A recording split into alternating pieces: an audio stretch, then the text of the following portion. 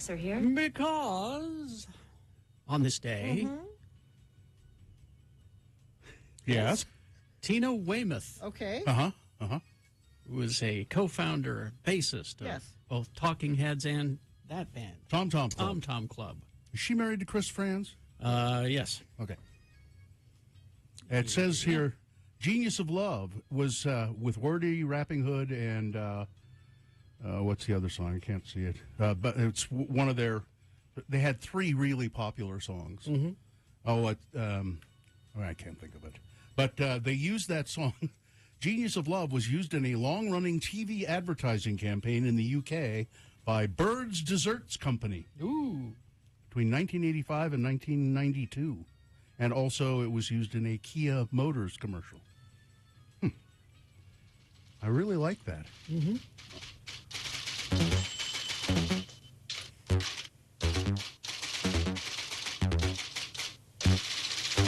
What's this one? Wordy Rapping Hood. We played this quite a bit. Apparently they did a version of Under the Boardwalk. Oh, really? Yeah. On that same record, I've heard that. which was also a hit, Oh, apparently. let me look at that one up. Oh, it was 1981 they started. Jeez. Yep.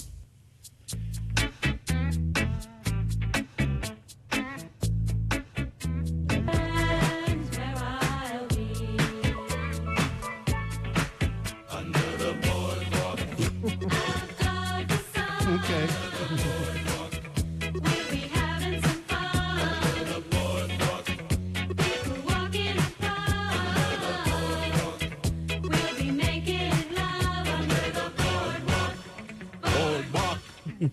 You know, I thought we might. We didn't discuss it. No, but we didn't. But it's the anniversary of a tragedy today. Tragedy. Well, yes. In 1997.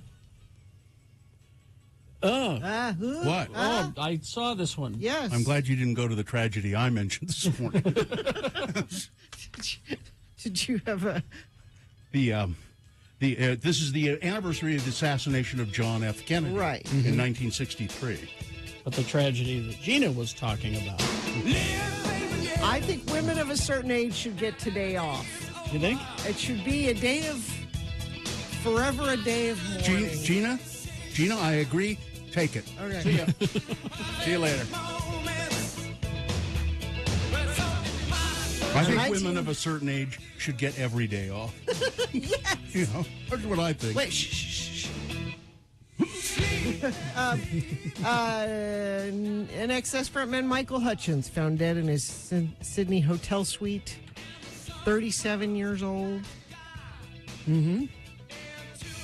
Gone way too soon.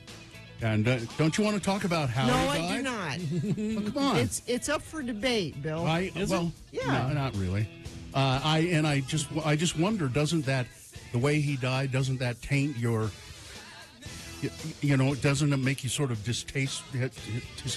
This says right here, Yeah. NXS frontman Michael Hutchins was found dead in his Sydney hotel suite, having taken his own life. He hanged himself in the closet. They don't know that's It's called autoerotic asphyxiation. They don't know that. Pretty much they do, They Gina. don't. That's not what this says. Google Hutchins autoerotic No. asphyxiation. No. See what happens. Just see what happens. I am not. Back to the Tom Tom Club for a second. Or, excuse me, not the Tom Tom Club. Tom Tom Club. Please.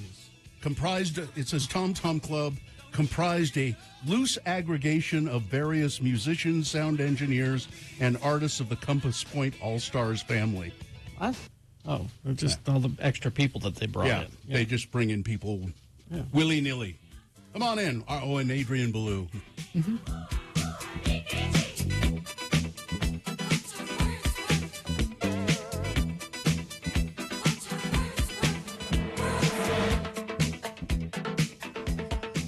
And somebody in the chat room says that David Byrne never really said anything about Tom Tom Club one way or another. Really? No. That's kind of surprising. Although they performed on Stop Making Sense. Oh, well, there you go. Yeah. They, I don't think he hated them, but... He left the stage and they did a song as Tom Tom Club, and then he came back on with the big suit and upstaged costume change. and upstaged everyone. Yeah. No. I got to go put on my big suit. You guys get out there, will you?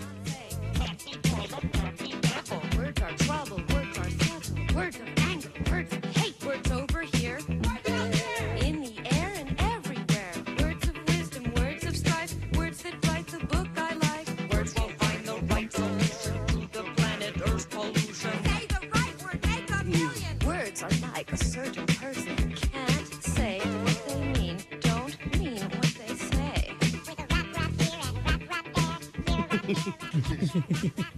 They were silly. Kind of silly.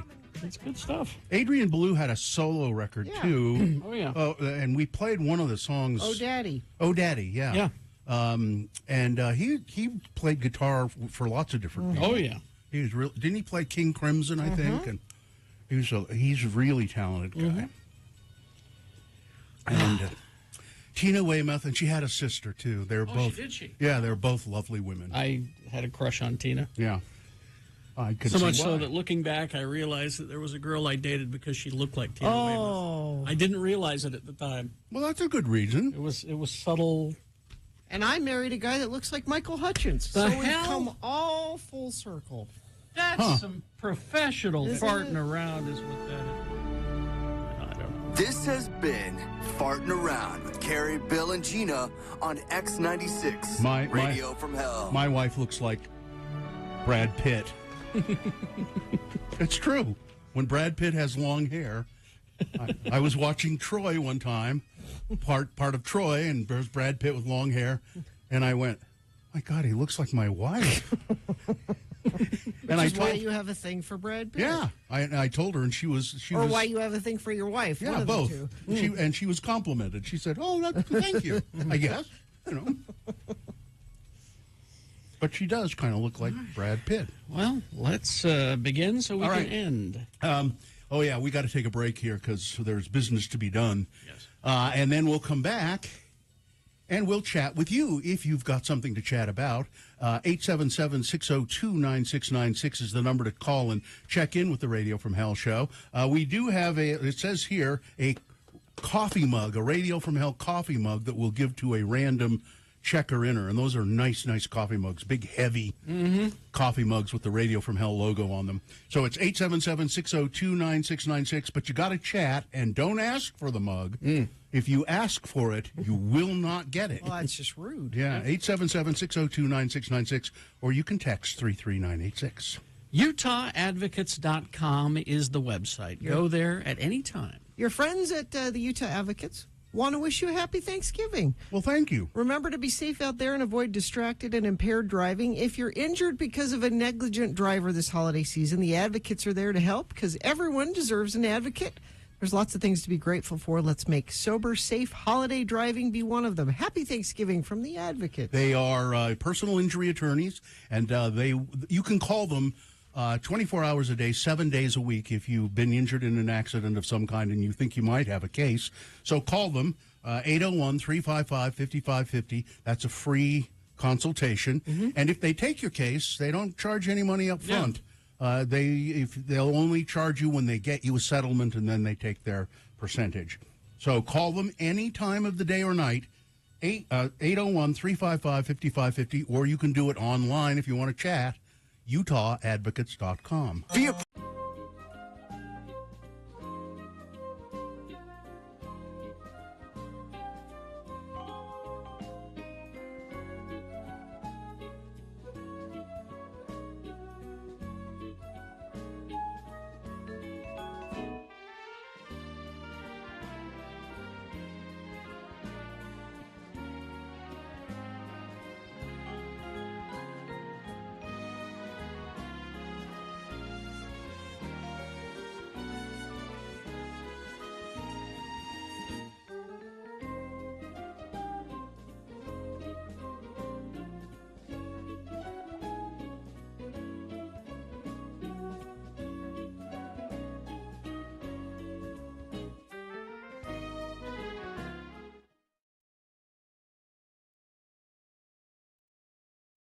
I didn't do anything this week. I was such a slug this weekend. Sometimes you need a sluggy weekend. Good for you. I didn't think. Good for you. How do you turn that off? Alcohol. Genius switch. How do you turn that off? Alcohol. Alcohol. What kind? What was your alcohol Just, of choice this weekend? Anything I could get. Whatever was handed to me, whatever was handy. It didn't matter. It didn't matter? No, didn't matter. You weren't discriminating Nope. about? No? Why? I'll take some of that, sure. Is it good wine? It's good enough. Yeah. I'll have some of that. You bet. And you were just handed things? Went out to dinner. That's the way it should be. Went out to dinner on Valentine's Day. You did? You did that going out on Valentine's? Yeah. That's brave. Yep.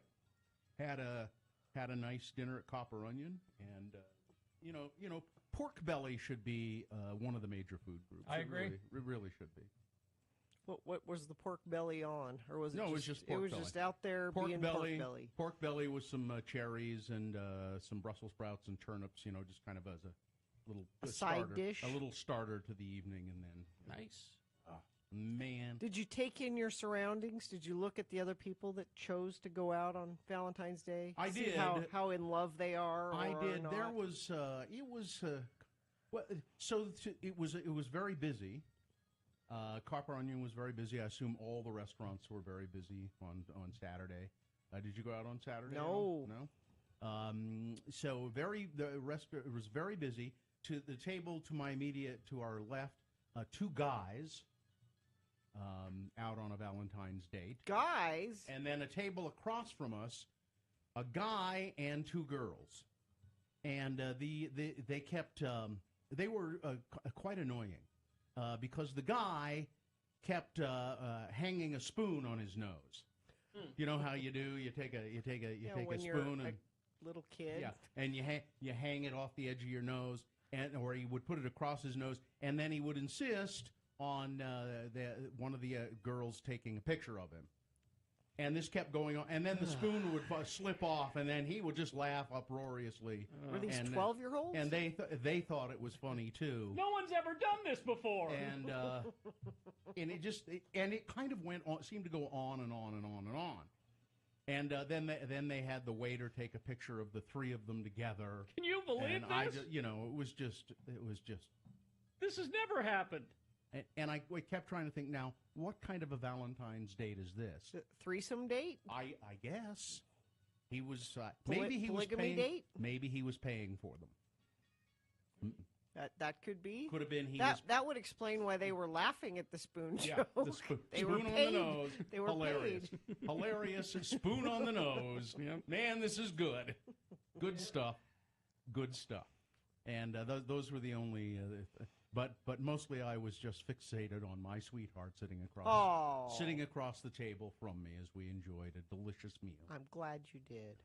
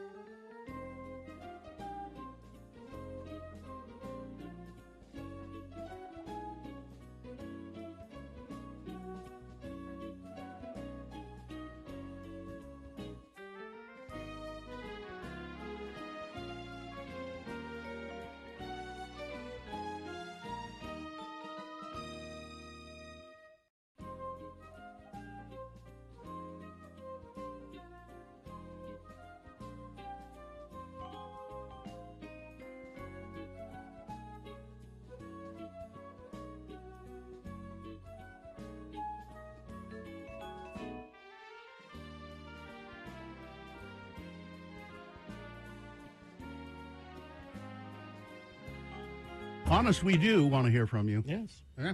Should we get it over with? Yes. What time is it? That's 6:21. Let's get it over. 6:21. Okay, here we go.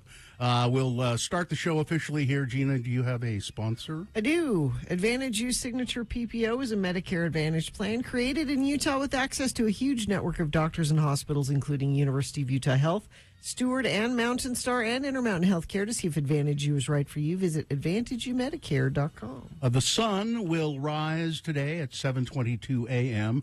and then set in the western sky at 5:06 p.m. The moon, just about gone, 2.7% of full.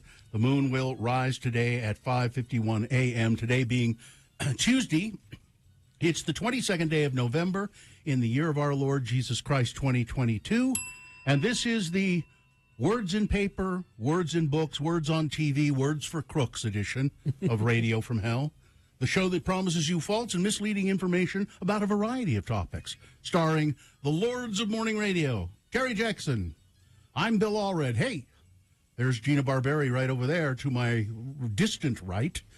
Katie, for short, is lurking behind me, along with one of the interns, probably Cameron Diaz. Yes. Yeah. And Dawson is back in the back doing whatever he does to himself.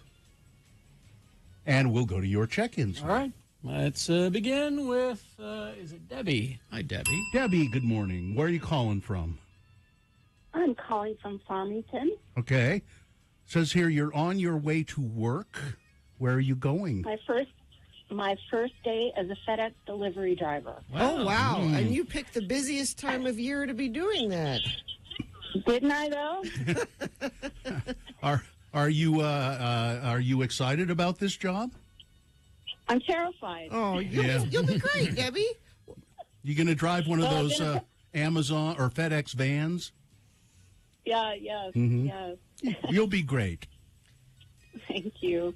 Thank you. I just needed to hear your reassurance there. So You're going to be putting joy in the hands of people that you're delivering. Think about it. When you are expecting something from FedEx, you're checking the door, and something's supposed to be coming, and it's people are excited. I mean, sometimes it's bad news, but mostly it's something you're excited about. You have a handful of doggy treats?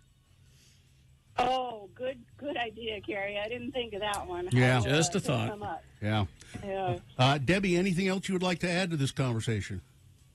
I've listened to you guys for almost 15 years now, and I love you to death. And if I miss a morning, I've missed part of my day. So I always re-listen on the podcast, get caught up. So thank you for all you do. I think you need one of our Welcome to Work edition versions of the Radio from Hell coffee mug. Will you have time to come and pick that up? Probably not today, but Friday, hopefully. Yeah, that's fine. Oh, we'll hang on to it for you. Yeah. Hang on the line, and somebody will tell you how to do that, Debbie. And be careful, okay? It's the special limited edition Welcome to Work version of the mug. It looks much like the... It looks exactly like the regular mug. It's the differences are almost imperceptible, but a professional will be able to tell you. Okay. That's the Welcome to Work edition. We got Tyler there, and we got some lines open, 877-602-9696. Tyler, good morning. Where are you calling us from? I'm calling from Midvale. Okay. What do you got for us? Well, I'm late for work. Uh-oh. But usually while I'm going to work, I'm listening to you guys, but I can't call because I'm driving. Oh, I see. So you make yourself, because you're late, you thought, well, I'll just be even later and call Radio from Hell. That's exactly my thought process. Yeah. Like, you know what? Yeah. If I'm going to go in, I'm going to go in. Okay. Good. Will there be any trouble there, Tyler? Will there be any trouble, or are you okay? No, I'm okay. Okay. Good. We don't want any retaliation. Well, I'm glad you made some time for us today, Thank you, Tyler. Tyler, thanks for checking in with us, and now get to work, damn it. Well, hey, thanks for letting me listen. It's our pleasure. I appreciate it. See you later, Tyler. Tim the Tree Guy checking in. Brian, Bill's easy target. Hoping Bill got my word of the day skit. I hope it can be used. That sucks, Brian. See, that's what Brian's for. Johnny B checking in. I was up late last night fixing one of my nailer and stapler guns. They both broke yesterday. I need them while I work up on the lift today. Wish me luck. Good luck. Let's see. Teacher Joni checking in. Always grateful for Teacher Emily, even more so this week. Okay. Any time of the day or night, hey, just checking in on my way to work.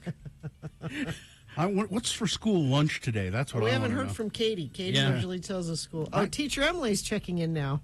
Last day of school before Thanksgiving break. I think I'm going to go grab a bagel this morning. Oh, that sounds delightful. I'd like to go to school lunch. Let's go to school lunch sometime in the new year. Like actually go to school and eat school lunch? Yeah, I'd like to do that. I bet somebody could arrange that for us. You think? Yeah, we go sit in the lunchroom with all the kids, and I think it should be an elementary school, not a high school or a junior high school, because they're easier to handle. I don't know. Step aside, son. I don't know.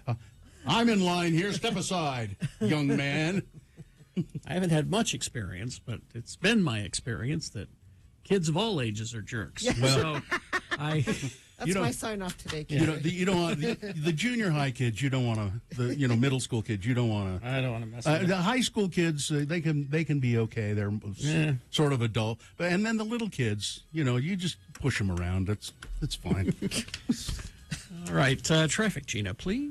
Okay. Crash 114 south at Mountain View Corridor in South Jordan has all westbound lanes closed. One left lane heading north also blocked. Daybreak residents are going to need to use 118 South or Lake Avenue to get onto Mountain View Corridor. Avalanche control happening up Little Cottonwood Canyon, so that road is looks like it's closed right now. That's it. If you see something, you can text us 33986. Oh, it's Nacho Day today. I was going to say, we're getting an unconfirmed report that it's Nacho Day. Wow. Come to my school. Well, what school is it? They didn't tell us. No. Texting. It's wonderfully vague. All right.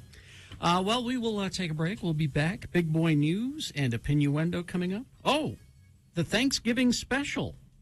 Jimmy. Oh, yes. Coming up at 7. I'm hoping for some sort of turkey-flavored wine. No, it pairs with turkey. He's going to walk you through pairing your meals and things like that. So, boner of the day coming up as well. Stand by for that. BigOTires.com. Excuse me. Wow. What'd you have for dinner? My Mill Creek coffee there. Oh, that's Big O Tires, the team you trust. Look, get to know your local Big O Tire store. There's probably one very close to your neighborhood. There are about 50 of them in Utah, and they are locally owned and operated. Go to bigotires.com for the location and check out their Black Friday sale deals. They've got some good stuff going on. They have save $140 instantly on sets of Michelin tires, or buy 3 get 1 free on select sets of Mesa tires. $100 instantly on Cooper tires, and Big O Tires has. They don't do just tires. They've got certified technicians who can do all kinds of things for your car. And it's that time of year when your tire light has gone on because of the cold dropping. So go in there and they'll take a look at that. They'll help you out. Take care of it. Big O Tires, locally owned and operated, as I've already said. So let me just say this. They are the team you trust, bigotires.com.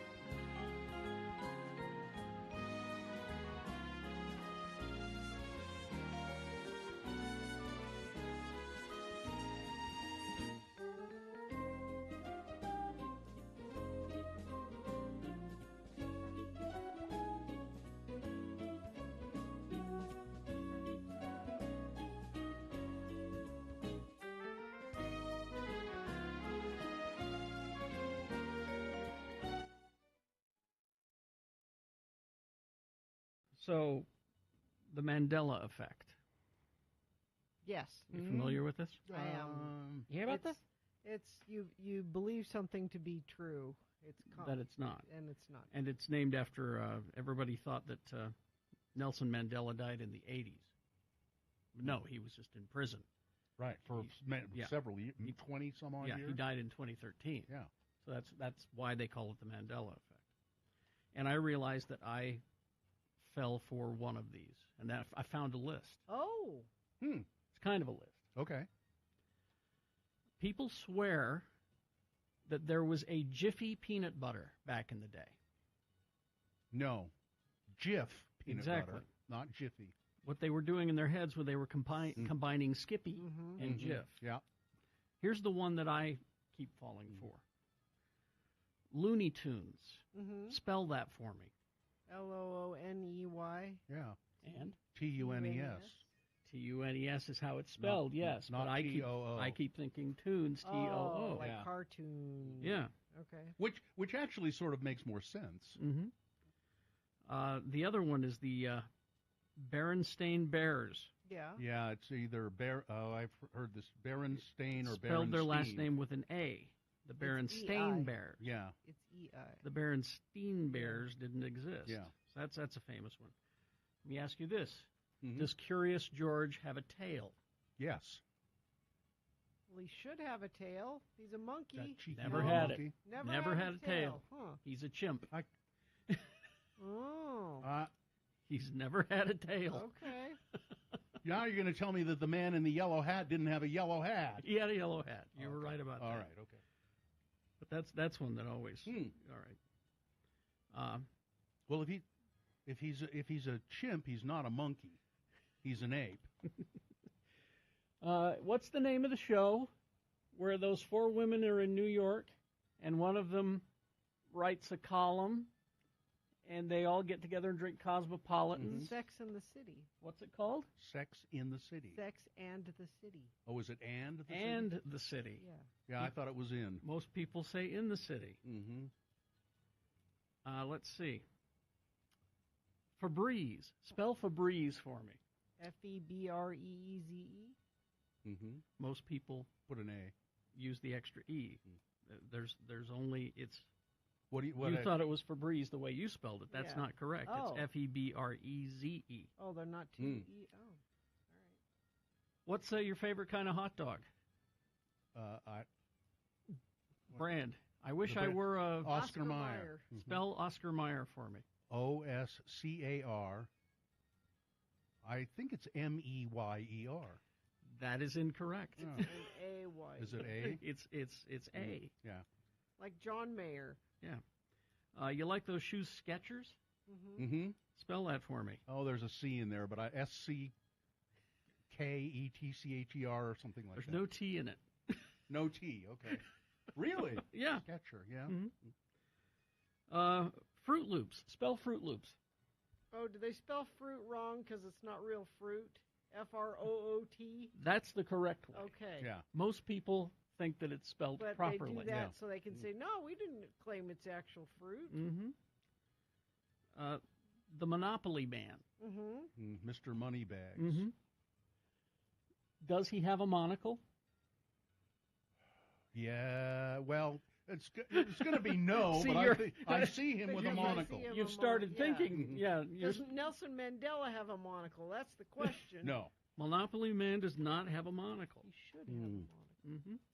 Is there some character on the Monopoly board that has a monocle, though? No, I don't know. Huh. I don't know.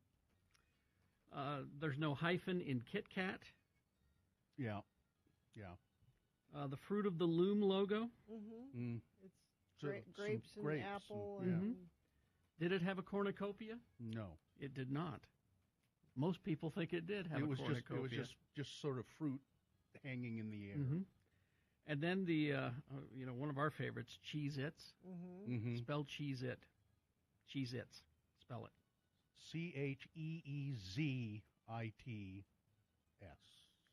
See, I misled you. No S on it. I misled you. It's Cheez-It on the package. Cheez-It, yeah. It's not Cheez-Its. Yeah, there's no S. There's no Z. Well, people think it's a Z. But yeah, the Looney Tunes is the one that bugged me the most because I fell for that one. Yeah. Well, it's it's just you sort of I can't think of any instances, but I've done that on many occasions. Something I've looked at for years, and then I look at it again and go, oh, wait a minute, that's not right. I've thought for years that it was this, and it's not. And it's just little things, minor things. Minor things. Trivial little things, but there you go. All right, 9:41. Oh, here's one, just quickly. And this was the first argument I ever got in with my wife, and we had to go to a bookstore to get a dictionary. Mm-hmm. I always thought it was detritus, but it's detritus. Detritus. Yeah, but I always thought it was detritus. That's You how had I to go read to it. a bookstore to get a dictionary? Yeah. Well, I mean, we happened to be out. Oh. We weren't at home. We weren't at home. I don't even know if we were living together at the time, but we were close to a bookstore. So. I remember getting into an argument with a girlfriend about pamphlet. Pamphlet. Pamphlet.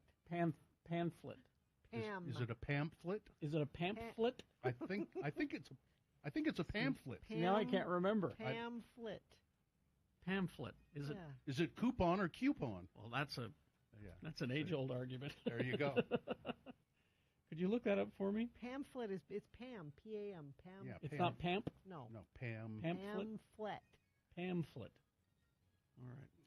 Okay. Glad we could get this all cleared up for you before the weekend. Well, all right. now, right here, this is the cheeriest I've been all show. Really? Yes. Oh, I thought me bringing this up would piss you off. No. Okay. No, right. this I like stuff like that. Okay, there we go. All right.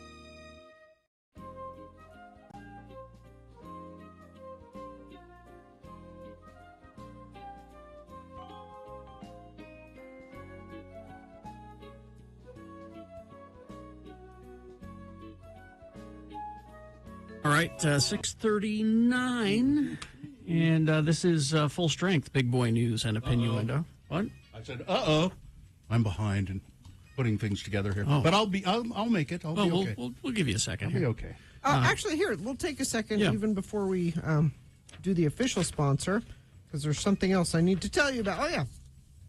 Celebrate Thanksgiving with us. We're kicking off Generation X96 weekend on Wednesday at 2 p.m. We're going to be playing alternative classics from the 80s and 90s. Whatever you're doing this weekend, listen to us. You'll hear some of the finest music in our massive library. And this is powered by Volkswagen Southtown. Well, that's nice. See? I think I'm okay now. Okay. All right. Well, coming up at 7 o'clock, it's the Thanksgiving special visitation of Have Another Drink with Jimmy the Wine Guy. Boner of the Day coming up. Also, a letter from our son, Kyle. We got Beat Gina, Tech Talk with JD, all that and more coming up.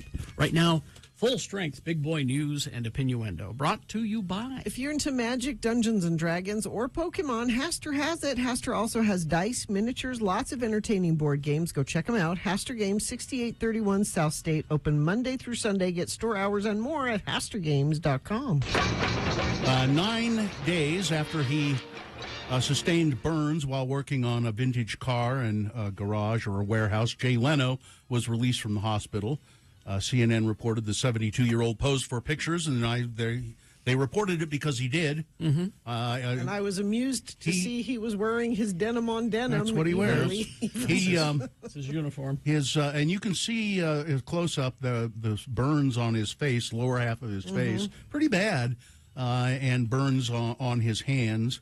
He'll have to undergo some more surgeries, cosmetic surgeries, but it looks as though they will pretty well be able to put him back together so that he is just as horrible looking as he always was. Jeez. No, I was thinking if while I was under, they could do a chin reduction. No, I don't think so. What do you think, honey? You see that? I don't think so. That's a little big, isn't it? So anyway, and it's it's great, good for him. I'm glad he's okay. This is the anniversary of the assassination of John Fitzgerald Kennedy, President Kennedy, November 22nd, 1963. Kennedy was the 35th president of the United States. It was a Friday in November. He was in Dallas, Texas.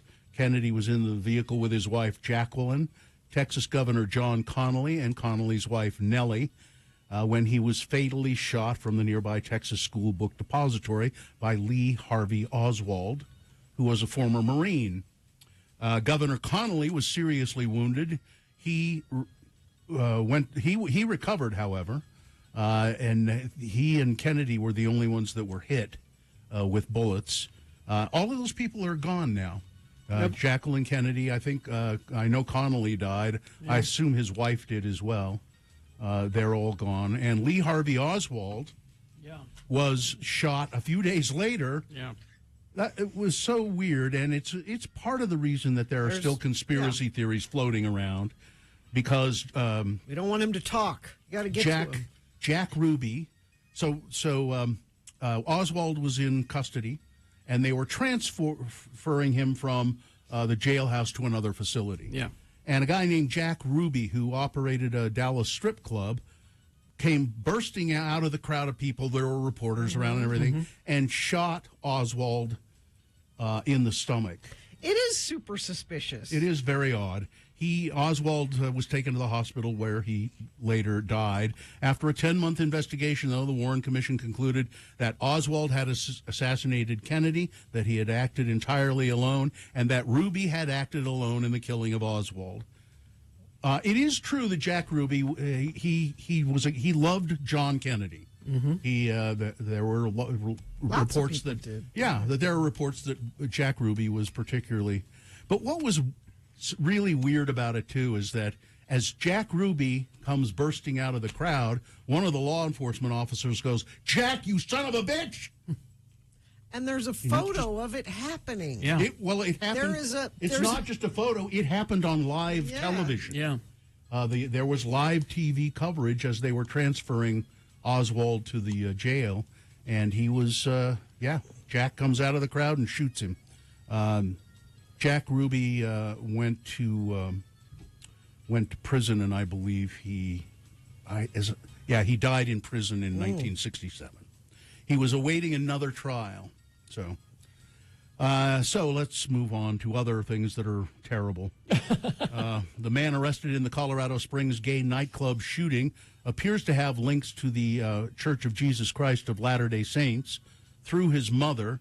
I think that's only of interest because we're here in Utah. Yeah. Apparently the guy's name is Anderson Lee Aldrich, 22 years old, and apparently he's just he's on the rolls of the church. He doesn't practice. His mom has been on Mormon message boards. It's kind of sad to read the messages she has posted there because it's all about I'm trying to help my son. He's got some problems. Oh, you mean before this happened? Yeah. Yeah. So Aldrich allegedly went into Club Q with an AR-15 style gun on Saturday, opened fire before he was subdued by patrons. 5 people were killed, many more wounded. We've learned more about the people that tackled him. One guy who's a retired Army vet, he was there with his family, his wife, his daughter, and his daughter's boyfriend, and they were celebrating a birthday. There to see the show. I think one of their family members was in the show. Somebody that they knew was in the show. Somebody they knew was in the drag show. Yeah. And he just said it was just instinct based on his military training. 15 years.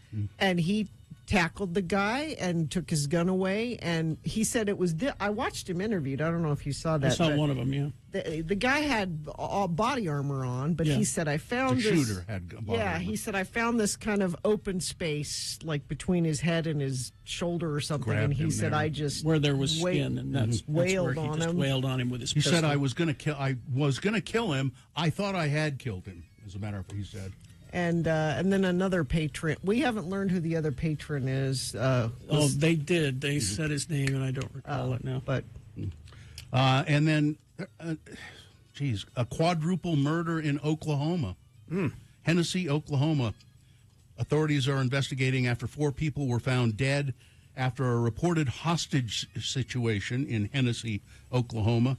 The Oklahoma State Bureau of Investigation said in a news release they were contacted by the Kingfisher County Sheriff's Office to assist in the homicide. They found 4 victims after they'd received a call about a hostage situation at a residence. There was one other person there who was injured and taken to the hospital. At this point, there's no information available. Law enforcement are investigating this case, and more details are to come. There's a story on Fox News today on their website, and I assume that they've been doing this on the air, and it's a complicated story that it would be difficult to go into here, about the Utah Attorney General's office not investigating a billionaire who had given who gave a large campaign donation to the Attorney General, Sean Reyes. He has been accused of sexual assault. The guy's name is Trevor Milton, Utah billionaire Trevor Milton. He has been convicted in New York City or New York State on 3 counts of fraud for lying to investigators about his electric truck company, Nikola Motors. He faces up to 20 years in prison for that conviction. Long before he was indicted on suspicion of fraud, 3 women and 2 of Milton's former friends accused him of sexual misconduct. The allegations began with a man named Johnny Robb from Cottonwood Heights. They were friends. Johnny Robb said they became more and more estranged as he became aware of how Milton treated women. Johnny Robb apparently had screenshots of messages between himself and Mr. Milton, where he said would prove that he mistreated women, assaulted women, and he couldn't get anybody to investigate it. He is no longer with us. He died by suicide. No. Johnny Robb did. Mr. Milton claims that Johnny Robb was trying to blackmail him. He said none of the things that he said were true. He was trying to extort me for $1 million. The Utah Attorney General's office arrested Robb before his suicide and did an investigation. And then they said they arrested him because Milton said he was trying to blackmail him. They ended up not charging him with anything, and they never looked into his allegations of sexual assault. And the Attorney General's office, the records from the office show that Milton made a $15,000 donation to the re-election campaign of Sean Reyes. I wonder what the timing of that was. Was it 2 months after Johnny Robb died by suicide? Now, also interesting, and again, there are details I'm leaving out. You can go to Fox 13 and read them all. One other thing about it, when Fox started questioning about this and what about that donation, and the Attorney General's office has returned the donation, refunded it to Milton, gave it back. So that's where it stands now, and I think Fox is still looking into allegations of Milton's behavior. Interesting. Yeah, pretty strange story. Let's see quickly. How about Utah has a state flower, state insect, a state fossil. I think we have a state cooking implement, the Dutch oven? Dutch oven, yeah. But we don't have a state mushroom. We don't? No. Well, let's get on that right now. Well, somebody we don't need a is. state mushroom. Given Utah's wealth of biodiversity and natural resources, fungi are essential to maintaining biodiversity. It is time we champion mushrooms. Let's recognize one of life's major kingdoms, fungi, and declare conservation and political representation. Utah could be on the leading edge with this movement toward fungal justice. Fungal justice? That's right. That is a band name. There are only That 3 states is a with band official name. state mushrooms: Minnesota, Oregon, and Texas, and at least 3 more with proposed state mushrooms: Missouri, Washington, and New York. By elevating fungi at the state level, public awareness of fungi and their importance will surge. Well, I'm a fan, but what's the mushroom? Do we know? The porcini mushroom. Are they native? I don't know. I think so. Well, the bill has been filed. There's a. Or are they the California porcini mushroom, just like the California seagull? You can, if you want more information about it, you can go to utahmushrooms.org. There's a .org about mushrooms? Of course there is. There's a whole group. There's a whole group of people. We're after fungal justice. I believe. Damn you it. know what?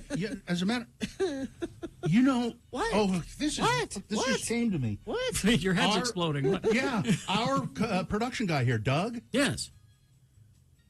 His grandfather Yes. started a mushroom farming business in Milford Really? All right. and made boku money. He became one of There's the biggest money in mushrooms? He became one of There's the money big, in them there mushrooms. He became one of the big. I remember him. We need to telling me get him this to story. weigh in on this then, Yeah. since he's mushroom adjacent. Yeah, we Do we need a mushroom feature on the show? I think maybe is we that do. Where this Let's is go to the heading? fungal desk. I think it was his grandfather who then sold the mushroom farm for just boku amounts of money. Wow. It's just I said, what possessed him to start a mushroom farm? And he said, well, he did some research into it and thought this could be a money-making operation, and sure enough, it was. Well, the big question I have is, in fact, are porcinis native? Do they grow here? Well, we need to get to the bottom of this. Because I get the feeling that they're not native. I don't think know it's- Gary why, wants but fungal justice. I think it's hard to. I think it will be hard to determine where any mushroom began, because they, it's fungi. That's true. They just there's a fungus among us. well, I want to. This needs to be investigated. We Okay. can't just let this We're going to happen. follow this story for you. We'll keep an throughout eye the on day. this. Damn it. We'll keep an eye on it. I'm sorry for the political nature of that. Yeah, you know, the show like, is so it's- political. It's so political that we're doing this, but we'll look into it. Sports weather traffic. Well, Carrie just off the air was talking about John Oliver's World Cup coverage. So if you want to ruin your World Cup experience, watch that first. Well, he suggests, and I agree, we should refer to this World Cup as the sporting event that. What did I say? I don't know. The sporting event built on human suffering. Yes. That was it. Yeah. So have that in your mind when you're watching the matches. Let's see. Yesterday, so England beat Iran 6-2. Netherlands over Senegal 2-0. And yes, USA and Wales tied at 1 because in soccer you can tie. That's how that works. What happens with that? I mean, Well, then it's a point. Then it's a point system. Then it's it's it's not just points. It's, if you just play, do you play more than one game? Oh yeah. There's a whole series? So this is like group. Okay. This is group. There's different groups and Okay, all right. It's complicated. But yeah, tying isn't necessarily a bad thing. How about that? It's better than losing. Yes. The Jazz. Speaking of losing, they lost last night to the Clippers at 121-114. Is the rose off the bloom? No, or the it's bloom not. off the rose? They're still doing very well, Because those are pretty close scores every time. and they're still doing well. So you can still be a Jazz fan. Okay. They play tomorrow. The Detroit Pistons. That'll be at 7:00 in football. They're not football. Football. Last American night. football. San Francisco 49ers over the Cardinals, 38-10. weather. So we've got that inversion gunky air happening today and tomorrow. Looks like tomorrow night there might be increasing clouds and a little bit of a storm coming through. It's not going to dump anything on us, but it might just mix the air up enough to get rid of the inversion. 44 for a high today, overnight low of 28. Tomorrow we'll have a high of 40 and overnight low of 24. Minor crash I-15 northbound near the 650 North exit in Clearfield. Vehicles are on the right shoulder there, not really causing any delays through there. Let me check our message stream. Sorry, Trav the Trash Man. Huge upset. Argentina got beat by the Saudis. I forgot to tell that one. That's Sorry. right. Thank you for that. That's Lionel Messi. No other traffic being texted in, but you certainly can send us something if you see it, 33986. All right, we will take a break. We'll be back with a Thanksgiving special visit from Jimmy the Wine Guy, talking about, Turkey-flavored wine? No, better than that. Better than You're that. going to like this, Bill. You'll like this. Oh, okay. I'm excited. Coming now. up. It's a breakfast surprise. A breakfast surprise for you. Okay. All right. The rest of the show is going to be interesting. Join us for that. Also, boner of the day in the next hour. HasterGames.com. They are located at 6831 South State Street. They've been doing the tabletop board games long before it was cool. And they've been doing it better and longer than anybody. So go and take a look at all of the new stuff they've got for the Black Friday weekend, which is happening this weekend, Friday. All board games, 20% off. Warhammer 40K and Age of Sigmar starter boxes, 20% off. Warlock tiles, 20% off. Pokemon ETBS and promo box sets, 20% off. Sets of dice are 10% off. WizKids repainted minis, 20% off. Magic the Gathering bundles and commander decks at 10% off. Army Painter Air Paints, 10% off. Leagues of Votan from Warhammer 40K has been released. The Army Codex data cards, Army dice, and range of fantastic brand new miniatures on the shelves now. So don't procrastinate. Get your loved one a gift early from Haster Games, and chances are you don't know what they need for their board gaming. Gift certificates are available. So go and take a look. 6831 South State, Haster has it.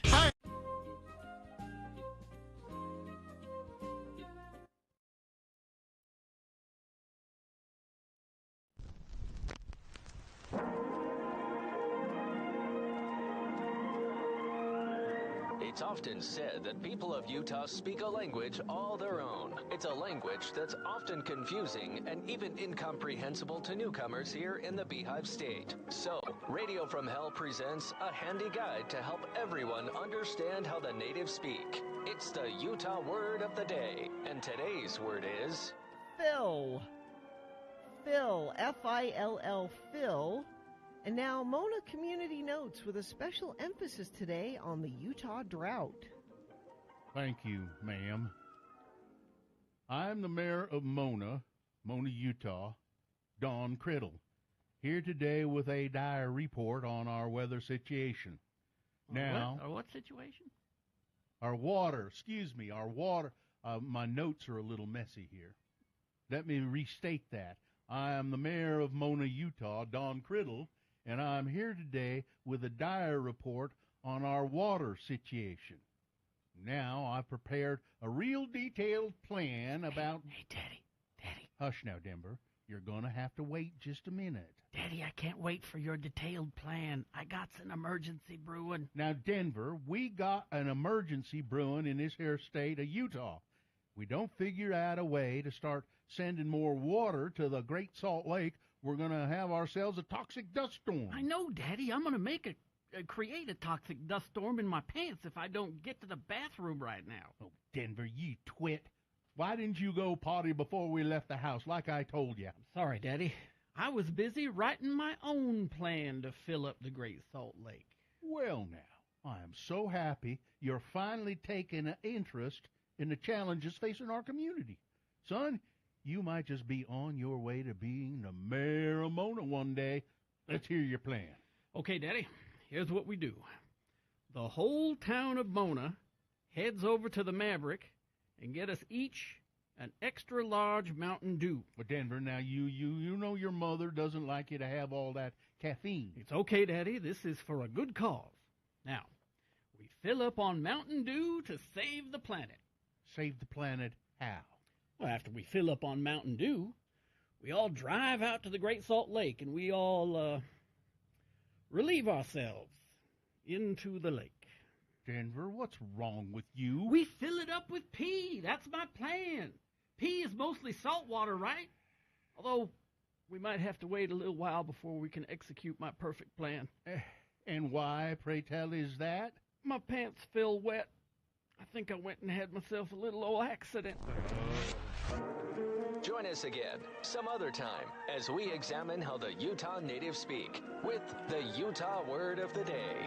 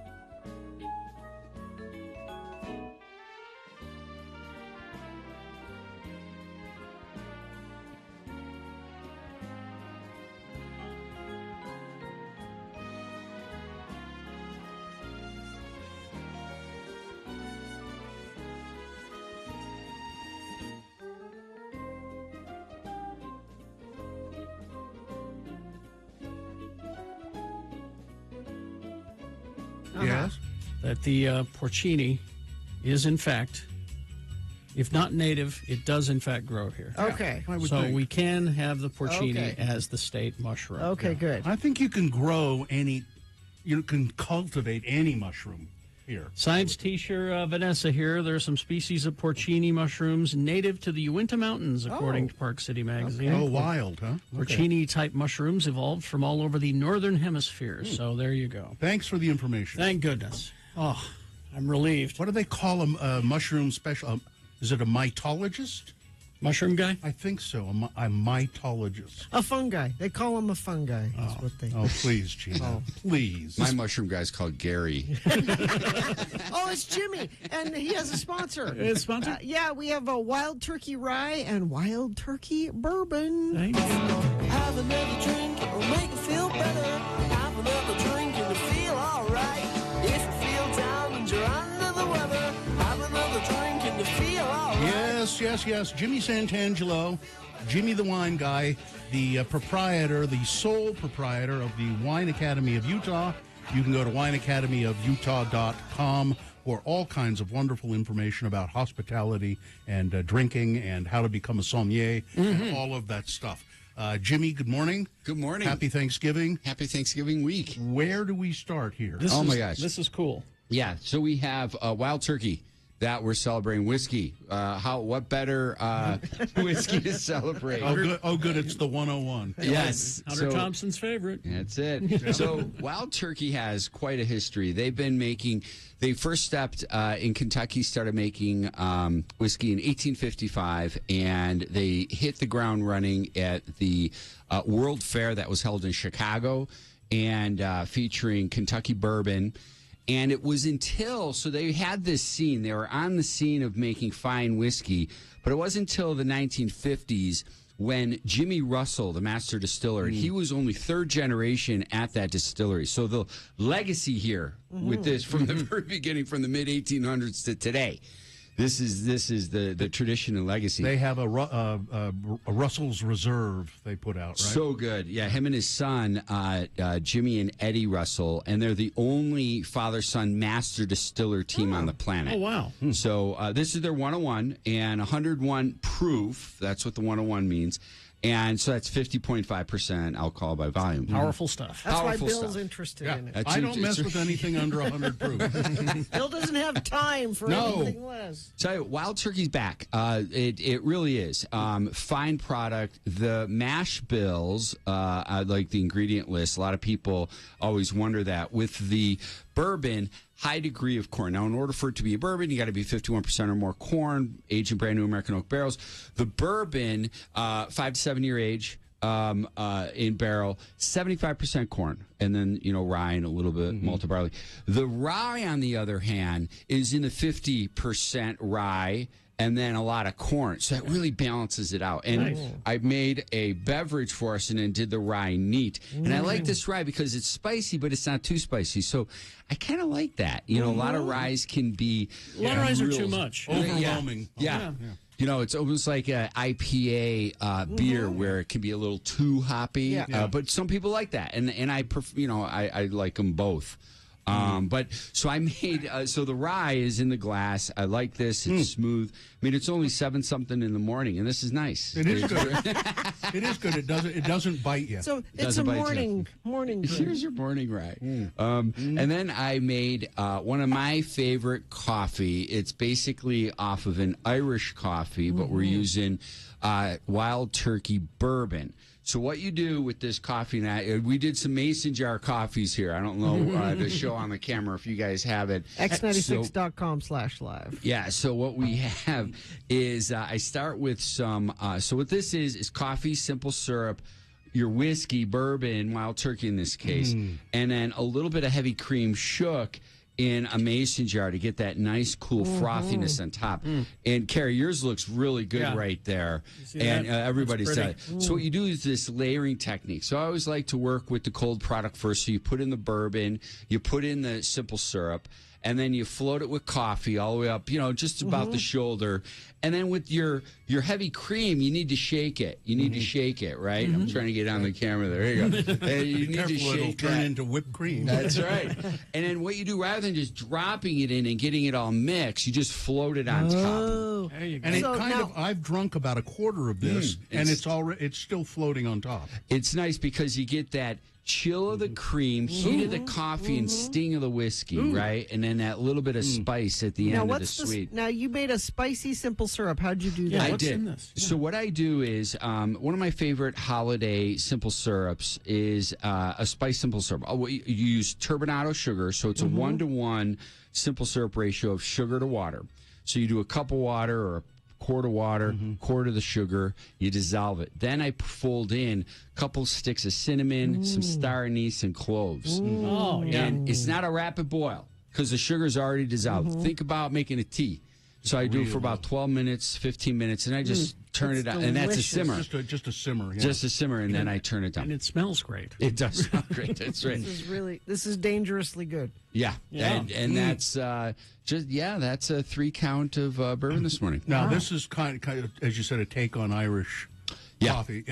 If you pour bourbon into your coffee in the morning, just black coffee, which I've been known to do when I'm on vacation. I'm on vacation. I'm on vacation. And I can yell that anytime and then have a drink. Is that called Coffee Royale? It might be. I don't know. Oh. Yeah, that's a good. I think it's called. In your head, it's Coffee Royale. No, I think it is Coffee Royale. Nice. Just bourbon and coffee. Yeah, they've got a couple of takes on that. A few places in town do a great this. But what they'll do then, so if you want to get kind of fancy, you can incorporate a flavoring into your whipping cream, like a liqueur. You can do a frangelico. You can do something like that. Fold it in just a little bit. Think of it as an ingredient, not as like more booze, but a flavoring. And when you shake that, and then you get that nice little aromatic as well. What about using cold Bailey's Irish cream on top of it? You could. The shaking of that isn't. It doesn't. It would work well, but it's not as thick. It doesn't froth. It doesn't froth. Yeah. Okay. Yeah, but that's not a bad idea. I was at the in San Francisco. It was the last time I was in San Francisco many years ago, and it's called the Buenaventura, I think, the bar. Buena Vista. Buena Vista, where they say Irish coffee was invented. Yeah. It wasn't invented in Ireland. It was invented there. Of course. And, did you go in and get one? Oh, yeah. It's a bit of a messy affair. And you got to stand back. Oh, it was amazing. And they made just mugs and mugs of them.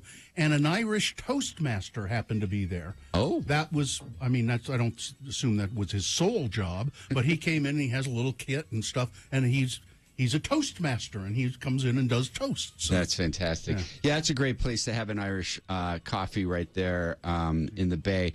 But this Wild Turkey, it's on sale. The 101 bourbon, $24. And the rye is a little bit bigger. It's 1,000 milliliters, so it's a liter at $34. What's the proof on that? 101 also. It is? Yeah. So they're both. But, yeah, these are fun for the holiday. Great packaging. You have the embossment of the turkey on it. Gift if Hostess you're going gift, to absolutely. Thanksgiving dinner. Absolutely. Somewhere. And you need a nice, strong spirit to get the argument going, on holidays. It's not I like the idea of a hostess gift, and so if you're a hostess and I come over, I would like you to give me some wild turkey. I've probably bought wild turkey, more bottles of wild turkey than any and that's saying something. Than any spirit that I purchased. And Okay. I purchased That's a your lot of preferred. spirits. Okay. Yeah, that's been my go-to for years. This is the only turkey you need for Thanksgiving this year. This is it. The only turkey. Well, Wild Turkey has maintained its shelf space throughout the 2000s. Growing up in the hospitality industry, rye whiskey wasn't a thing in the 90s and the 2000s, but Wild Turkey was the rye on the shelf, and it is certainly back. It's some tasty stuff. Give it a shot. Now, so rye was the whiskey that early America drank all the time. Like with because Deadwood. it was handy. Because they had lots of rye grain. It's a hardy grain. Yeah, and so like in Deadwood, that's what Al Swearingen was drinking as rye. Maybe just a quick before we're done with you. Yes. Maybe other drinks for Thanksgiving that you can. Well, we're getting wine questions here. Wine pairing for beef Wellington. Red wine for Thanksgiving. These are two different questions. Yeah, no, so the classic one, so you need a light-bodied red or a full-bodied white to go with the bird. So Beaujolais Nouveau just was released this past Thursday. Whether it's George Dubois or others, there's some fantastic ones out there. Just look for Beaujolais Nouveau. Beef Wellington, bump it up a little bit. Going to a Cabernet Sauvignon, things of that nature. But it's not just the beef Wellington you got to pair with, right? Because you got the mashed potatoes, you got the green veg, and everything. Knows his stuff. So, yeah, you don't want to go too dry or tannic on your reds. You want to make them more of a medium body, lower tannic red. There we go. Okay. All right. This is the man. Telling you right now. The rye helps. Yeah. Thank you, Jimmy. Thank you, guys. Have another drink, it'll make you feel better. Have another drink. WineAcademyofUtah.com. Enjoy your Thanksgiving dinner. Yes. You and all. Cheers. Cheers. So crash westbound Highway 201 at 80th West. This is out in Magna, affecting both the left and right shoulders. A crash northbound I-15, 650 north in Clearfield. And let me check our message stream, see if there's anything there. Nope, but if you see something you think other friends of the program need to know about, please text us 33986.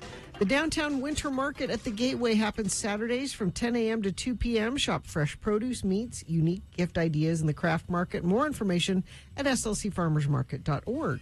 All right, here are the boner candidates that you'll be voting for in just a moment. Number 1, I did it to prove a point. She knows what she did. Boner candidate number 2, the money is to pay off my fake debts. And boner candidate number 3, then get out. And don't let America's door hit you in the ass. Boners, big boy news coming up after these. And now.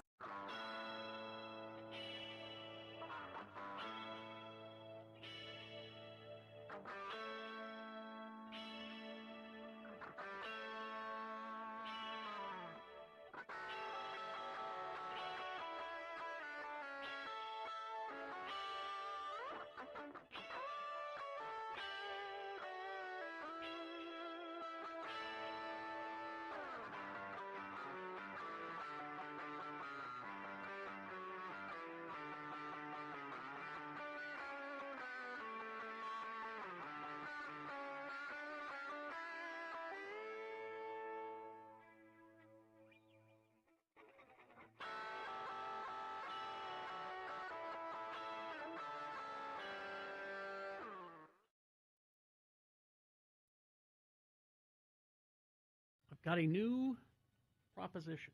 Okay. And this is a new thing that I think that we could start here and make it spread globally. You're proposing this to us specifically, or starting, to everyone? Starting with you and our audience. All right. But I think this is something that we could start making a thing. You think it might go viral? Is that what you're saying? That's what I'm hoping. Okay. Okay. Right now, and we could workshop the name, right now we're referring to this as the non-gift. The non-gift. Non-gift. Okay. And it is the best gift. Okay. What was happening was Sue and I were in my home studio and just kind of doing a remodel and kind of a thing, cleaning up. And she said, well, what's this? I said, well, I got it for somebody. I thought that they would enjoy it. I said, well, you know that somebody will just take it home and it will sit on a shelf and then it will get thrown away or given away or something. It's just, it's clutter. This is for me, right? All right, it is. Because this happens to me all. Well, and we know that you throw things away. Well, any gift that you bring Gina, if you're a listener and you bring Gina a gift, she will throw it away. At home, I have a cabinet that is specifically, thank you, and it goes in. And it goes in there. This is what I'm talking about. Okay. All right, because you're not the only one. No. I have that. It's not a cabinet, it's a shelf thing, but I have the same thing. Thank you. And I appreciate them thinking about me. They saw something that made them think of me. Yes. Or, in this case, me think of Gina. Yes. And you're going to get it for your birthday, by the way. Because I've already bought it and I lost the receipt. Actually, it's been in the basement for 2 years. I haven't. See, and I'm lucky. Nobody ever gives me anything. So here's the proposal. Okay. For the non-gift. Okay. Instead of buying the gift, giving it to the person, and the person, thank you, takes it home, and it's clutter. Yes. Yeah. You merely take a picture of it. I love this. You merely this all Sue's idea. Yes. This is all Sue's idea. You merely take a picture of it. This made me think of you. And send it to them on their phone. Okay. And say, here is your non-gift that I'm not getting you. You don't even have to buy it. You just take a picture of it at the store. On the shelf. Or something online, you can just... Now, admittedly, this could hurt small businesses. Well, yeah. But, I mean, there is some downside to it. But I think that we call it the non-gift. I send you the picture. Okay, so my birthday is next week. Yes. And if my family is listening, I want you to do this. Because, I mean, I've gotten stuff for your husband. Yes. That I've seen and went, oh, he'll love that. Yes. And I know what's happened to it. Yeah. It's just... Yeah. If you're worried about hurting small business, let me suggest this. That you buy it anyway, take a picture of it, and then you throw it away. Or buy something else in the store that you need. I don't know. Carrie, I love this. Well, thanks, Sue. This is all her idea, so we call it the non-gift. And that way you can have a few moments of laughs and enjoyment. I thought of you. Yes, because that's what's important, that somebody thought of you. And then you can delete this photo if you'd like, even. I mean, it's probably cluttering up your photo file. Yeah. So no, but here's the thing, though. Now, Carrie he's given me a few gifts, very few over the years, but you have. And they're things that I like. He is a good gift giver. You're thoughtful. You pick something and you go, I think, this person would really. Yeah. And there are people like that where you go, you get the gift and you go, oh, yeah, thank you. That's really nice. I want that. Thank you. But then there are people in my family who give me gifts. And they go, what the hell did she give me that for? It's not my wife. It's my sister. Now, and you're going to love it when I give it to you. Okay. But I know what's going to happen. It's going to go into your shelf. And just sit there. But this is what we do from now on. The non-gift. I love it. I am 100% in on this. Take a picture, send it to him. I thought of you.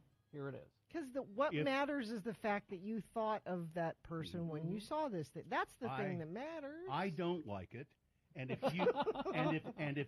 you if anybody does that to me, you're dead to me. Wow. I want the thing. It's like when listeners say they want to bring us something, and I feel like Carrie and I always go, "No, you don't have to." And Bill's always like, "No, bring it. I want it, whatever it is." Exactly, I want it. Well, it's like out here in our general meeting area, they call it the cantina. There is now a snack bar kind of situation going, and the people who were restocking that were there, and Katie came in and said they said you can have whatever you want if you want it, and just for free. Gina and I were sitting in here. Promo item. Yeah, Gina and I were in here doing some work, and we're like, no. Oh, it's okay, thank you. And that's how I feel, is you don't need to bring stuff. Yeah. Because I have a lot of stuff on my shelves from listeners that they've given to me. Now, which is great.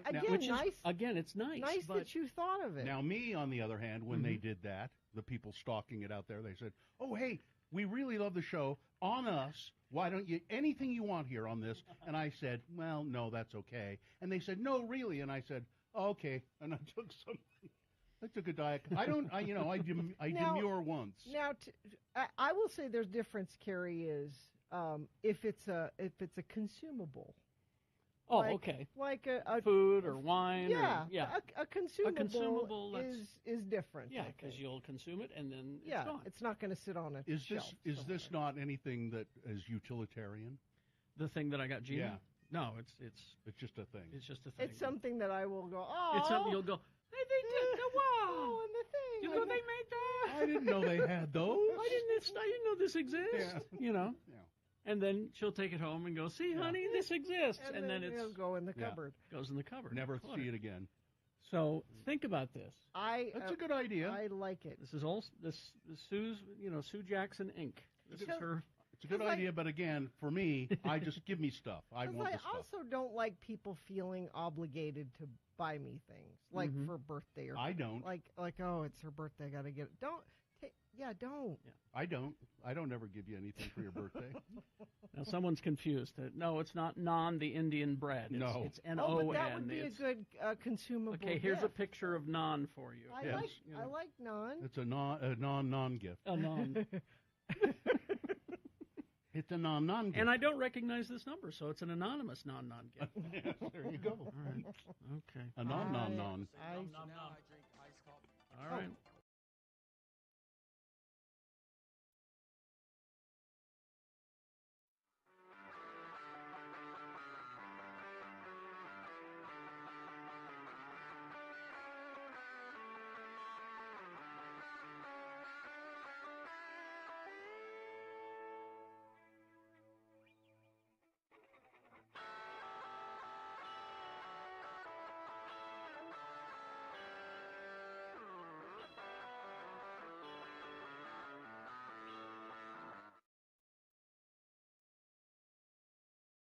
At a warning by top Arizona utility officials that Arizona is going to cut off power to L.A. Yeah, this could be a boner. To Los Angeles if the city proceeds with its boycott of all things Arizona. The mayor on Wednesday defiantly rejected a warning by top Arizona utilities officials that the state could cut off power to Los Angeles should the city proceed with its boycott. Spokesman Dave Beltran told Fox News that the message didn't even warrant a response. We're not going to respond to threats from a state that has isolated itself from America that values freedom, liberty, and basic human rights, Beltran said. That was after Gary Pierce, a commissioner of the 5-member Arizona Corporation Commission, wrote a letter to Villagarosa. I can't say his name. It's Villaragosa. Just mangle it. Slamming his city council's decision to boycott the Grand Canyon State in protest of its immigration law by suspending official travel there and ending future contracts with state businesses. Noting that a quarter of Los Angeles' electricity comes from Arizona power plants, Pierce threatened to pull the plug if the city council does not reconsider. Doggone it! You're going to boycott this candy store, then don't come in for any of it, Pierce told Fox News. Well, I'm sure that they'll do that. I am sure that Arizona... As a matter of fact, if I were California, I'd say, go ahead. Go ahead. Shut it off. Go ahead. Put up or shut up. You already look bad, Arizona. Do that and look worse. They're not going to do it, is the point. No. They would never do it. They can't do it. We're going to cut off your power. Uh-huh. Okay, fine. Do it.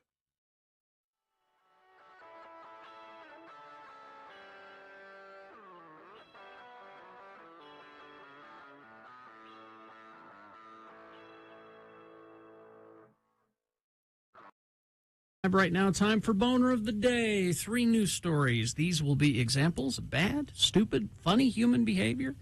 You'll decide with your vote of these 3 candidates which one is the worst, which one deserves to be Boner of the Day for today, November 22, 2022. We'll give you 2 candidates now, a third after the news. Once you've heard all 3, then you will vote. One of you lucky random Boner voters will receive. I can't buy it, gotta win it, Radio from Hell Boner t-shirt.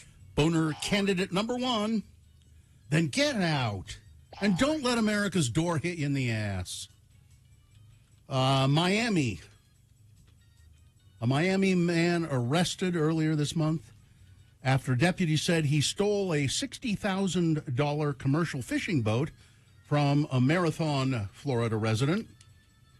The victim told deputies that his 40-foot fishing vessel had been stolen on November 8th. He said a former employee from Cuba, Christian Torres Perez, had recently quit and had been talking about returning to Cuba because, quote, he disliked living in the United States. The sheriff's office said it reported the stolen boat and worked with Key Colony Beach Police, Florida Fish and Wildlife, and so forth.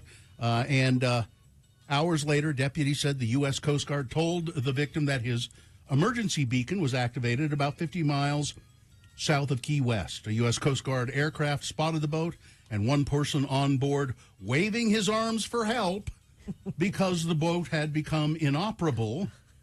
A tanker. Now you want to go back? Yeah. A tanker picked up the person who was identified as Mr. Torres Perez. U.S. Coast Guard took him back to Key West. He was later taken to jail. Then get out. If you don't like living here, get out and don't let America's door hit in the ass. Well, to be fair, though, it is Florida that he was living in. So. Here's Boner candidate number 2. That money is to pay off my fake debts. Oh, geez. Radio host Alex Jones has apparently transferred millions of dollars out of his InfoWars parent company ahead of his bankruptcy filing. The host has been ordered to pay nearly $1.5 billion in damages related to lies that he spread about the 2012 Sandy Hook Elementary School shooting, which judges in Texas and Connecticut have ruled were defamatory toward the surviving families. Jones's recent financial maneuvers may be an attempt. God, why do people write this way? What else could it be? Are an attempt to shield his assets from being impacted by this landmark case. According to records reviewed by the New York Post, well, that's why. Between August 2020 and November 2021, Jones's company, Free Speech Systems, began assigning promissory notes for $55 million to a company, PQPR Holdings, owned jointly by Mr. Jones and his parents. Promissory notes are written promises to pay a sum of money at a future date, functionally a legal IOU. In the middle of the lawsuit, they started documenting debts that had no evidence of existing beforehand, said Sandy Hook attorney Avi Moschenberg. Lawyers for the defamed Sandy Hook families have also argued in an additional suit that PR is not actually an independent business and that Jones' fraudulent activities are intended to prevent his $270 million fortune from being turned over. Every penny of it. Should be. I've done nothing wrong. I don't understand. This is a witch hunt. I've done nothing wrong except for the things that I have done wrong. Listen, that money is to pay off my fake debts. Boner candidate number 2. Coming up in a moment, Boner candidate number 3. I did it to prove a point. She knows what she did. Boner candidate number 3, right after this. Big Boy News and Opinioendo, brought to you by... Baseco is the first name in foundation stabilization in Utah. Is that just a crack in the wall, or is it a sign of a major issue? Are your windows or doors sticking? Does any area of the floor slope? Level up with Baseco, Utah's highest quality foundation stabilization and repair. Schedule a free assessment today at baseco.net. That's BASECO.net.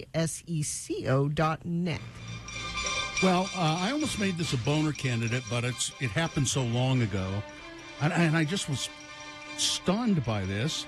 Brooke Shields, felt that she was taken advantage of as a young teenager when she was interviewed by Barbara Walters. Recalling the fiasco, as she put it, on Tuesday's episode of The Drew Barrymore Show, the world-famous actress and model said she felt that the legendary broadcaster, Barbara Walters, was after a, quote, negative soundbite during their controversial sit-down, which took place in 1981 on the heels of Brooke Shields' famous Calvin Klein jeans campaign. You know, there's nothing between me and my Nothing Calvins. comes between me and my Cal. Yeah. Which it sort of seems like she was wearing no underwear. She asked me what my measurements were and asked me to stand up, said Brooke Shields, who was 15 years old at the time. And I stand up, and she was like comparing herself to me, a little girl. And I thought, this isn't right. I don't understand what this is. But I just behaved, and I just smiled, she said. I felt taken advantage of in so many ways. In fact, Shields once referred to her interview with Walters as practically criminal and not journalism at all. I've learned to say no, she said. But when I was 15, I hadn't mastered that yet. Can you imagine? No, that's not good at all. No. But, you know, to nominate Barbara Walters as a boner candidate these many years. After all these years.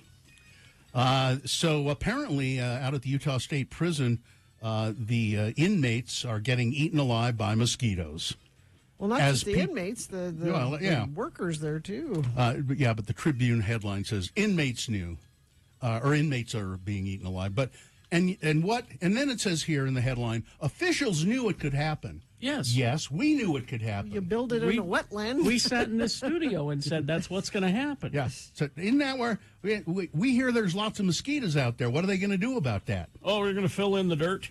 Yeah. Each spring, the first of millions of mosquito eggs hatch in the marshy wetlands west of the airport.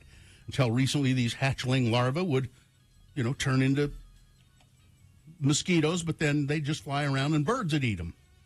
Well, now the mosquitoes have something to eat themselves. They feast on the people at the Utah State Prison, and it's horrible, apparently. And, you can spray and spray and spray, but then that ends up not being good. Yeah. So I don't know. I think what they need to do is just get a lot of mosquito netting. Probably. Put it over everything.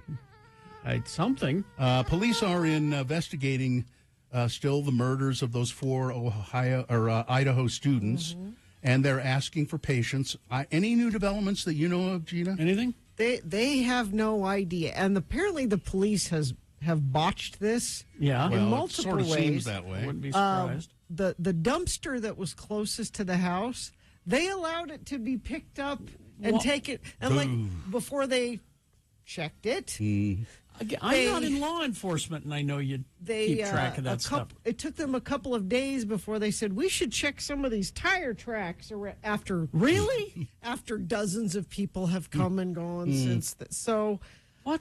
It's not looking good for somebody may get away with this, and we may never know what happened. Did I hear that there was a dog in the house? I didn't hear that. Did I hear that? I haven't heard that. That would be really strange. Yeah, you would think that the dog, if there was one, would bark. Yeah, this is police had seized the contents of 3 dumpsters to locate possible evidence, but on Sunday, Moscow police captain, I think it's Moscow, isn't that the way they say it? Moscow, Idaho. Yeah, they said that nothing of note was discovered. So apparently they did search some dumpsters after they had been moved. Dozens of additional law enforcement officers have arrived in Moscow to help with the investigation. The police are saying, please be patient. Okay. They're also desperate for tips and video of any houses or businesses around that might have like security cameras. That they got a whole lot of nothing. Yeah. Let's see what else is going on. Let me move to this story. Bills that would remove priest-penitent privilege when it comes to disclosures of child abuse will be run in the upcoming legislative session. I believe they were put forward in the last legislative session and weren't passed for whatever reason. Representative Angela Romero, Democrat, Salt Lake, told Fox News on Monday she has drafted a numbered bill that would require clergy to report any disclosures of abuse by a perpetrator to law enforcement to investigate. Failure to report abuse would be a misdemeanor crime under the legislation, on par with other professions that are required to report disclosures. My whole point about this is there shouldn't be a loophole for anyone when it comes to child sex abuse and abuse in general. And there isn't, even like if you tell your therapist, I did something to a child, the therapist is required to report that. There's no doctor. But not the clergy. No. The bills are being renewed after scandals surrounding churches that have been accused of not reporting abuses disclosed to ecclesiastical leaders. Earlier this year, the AP reported on an investigation that alleged the Church of Jesus Christ of Latter-day Saints helplines diverted reports of abuse away from law enforcement. The LDS Church, the faith, has disputed that allegation. Mike Pence is bashing Dr. Anthony Fauci and Democratic governors for their responses to COVID-19. Pence defended the Trump administration's decision, including Fauci's role, instead turning his criticism to the Biden administration while defending Fauci's role during the Trump administration. I don't understand. Pence said that Fauci was only effective then because he stayed in his lane, and that the Biden administration's policy of turning over the crisis to Fauci resulted in an expected catastrophe. What? I don't see What this. is he talking about? I have no idea. Pence, the guy who wanted, his people to kill you, he wanted us to put light inside of us. You remember that? Well, yes, but in the early days of the controversial task force, Dr. Fauci was a great source of comfort to millions of Americans, Pence said in his sanctimonious way. He had an easygoing bedside manner through which he communicated at the podium. And as I said, we had a good rapport in those days because Dr. Fauci, in my time leading the task force, always stayed in his lane. But when the Biden administration came in and turned over the management of COVID to Dr. Fauci, I was not surprised to see them put all their emphasis on vaccines, which they should have. Because your guys were talking hydrochloroquine and ivermectin and bleach. Okay? That's what your guys were saying. I can use some bleach. Yeah.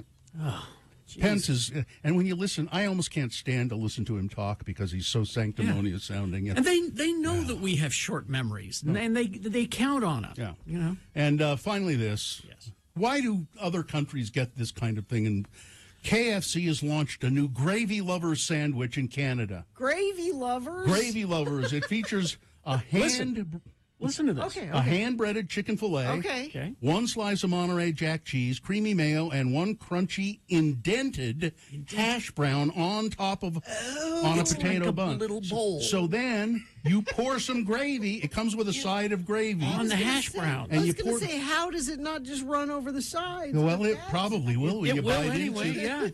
It'll bite into it, and you bite into it, and then it'll pour out. But that'll be fun. Wow. Eat the hell out of that. A Gravy Lovers. Science. Yes. Gravy Lovers sandwich in Canada. Well, the poutine. Oh, yeah, they're all about the gravy there. Yeah, in Canada. Yeah, that's true. All right, weather traffic. So we do still have the gunky air today and into tomorrow, but there's supposed to be some kind of little minor weak storm system coming through on Wednesday that hopefully will mix the air up a little bit and make things a little better, at least as far as air quality is concerned. No real chance of snow or anything like that, but a little better air. We'll take it. 44 for a high today, overnight low of 28. Traffic we've got, let's see. Well, it's looking pretty good. I have no current incidents to report. Let me check our message stream, see if you have reported any. There was one saying that there were a bunch of multiple police from Farmington to Brigham pulling over speeders. Is this pre-holiday crackdown, maybe? I guess be aware of that. Thank you, whoever sent that in at 33986. The Stateroom presents Creating concert memories coming up. The Mother Hips, December 10th at Commonwealth Room. Jerry Joseph, December 16th at the State Room. And Kitchen Dwellers, New Year's weekend at Commonwealth. You can get more information at thestateroompresents.com. Here's boner candidate number 3. I did it to prove a point. She knows what she did. A Missouri man robbed a bank using a demand note written on the back of his own birth certificate, while he was also wearing an ankle monitor related to an earlier offense. Michael Conley Lloyd pleaded guilty to robbing a Bank of America branch in Springfield last summer and said he did it to, quote, prove a point to his lover, though it's unclear what point he was trying to make to her. Lloyd entered his plea to 1 count of bank robbery in federal court on Friday, according to the Department of Justice. In July, Mr. Lloyd stole $754 from the local Bank of America branch after giving a bank teller a note written on the back of his birth certificate that read, "Give me your money now. Don't say anything. I have a partner outside." After taking the cash and his note from the teller, Lloyd left the bank and drove away in a black Dodge Ram pickup truck that belonged to his girlfriend. The boyfriend of Lloyd's roommate alerted authorities to Lloyd shortly after the heist. They were able to locate him at the Lazy Acres mobile home park where he lived. And he's the Lazy Acres. Yes. Did they make that? This is a made-up story now that I think. Well, look at this him. This is Florida. Lazy Acres. Yeah, there's a guy who'd live at the Lazy Acres. There he is, x96.com/live. Yeah, authorities said Lloyd waived his Miranda rights and confessed to the robbery that same day. He said, "I did it to prove a point. She knows what she did." She knows. Boner candidate number 3. Let's review the first 2 and vote. Boner candidate number 1. Well, then get out and don't let America's door hit you in the ass. A Florida man stealing a boat to return to Cuba because he says, "I don't like living in the United States." Boner candidate number 2. That money is to pay off my fake debts. Alec Jones transferring millions of dollars from his InfoWars parent company into another entity that was controlled by his friends and family members to pay off debts that he didn't really have. He's hiding money. Yeah. And boner candidate number 3, I did it to prove a point. She knows what she did. All right, you've got to decide of these 3 candidates, which one is the worst, which one deserves to be boner of the day for today, November 22, 2022. That's a lot of 2s. All right, 1, 2, or 3. Remember your candidate number, the one that you think should win. Put that single digit in the message of a text, and then text that to 33986. It's one easy way to vote. Or you can call Katie in the producer's booth. She'll take your live voice vote at 877-602-9696. Or you can go online, x96.com, look for the box that says Boner of the Day, November 22, 2022. If you don't see that box, refresh your internet browser. It'll appear. Click and vote. But you got to hurry because we've only got 4 minutes to vote. Let's go. This is Boner of the Day.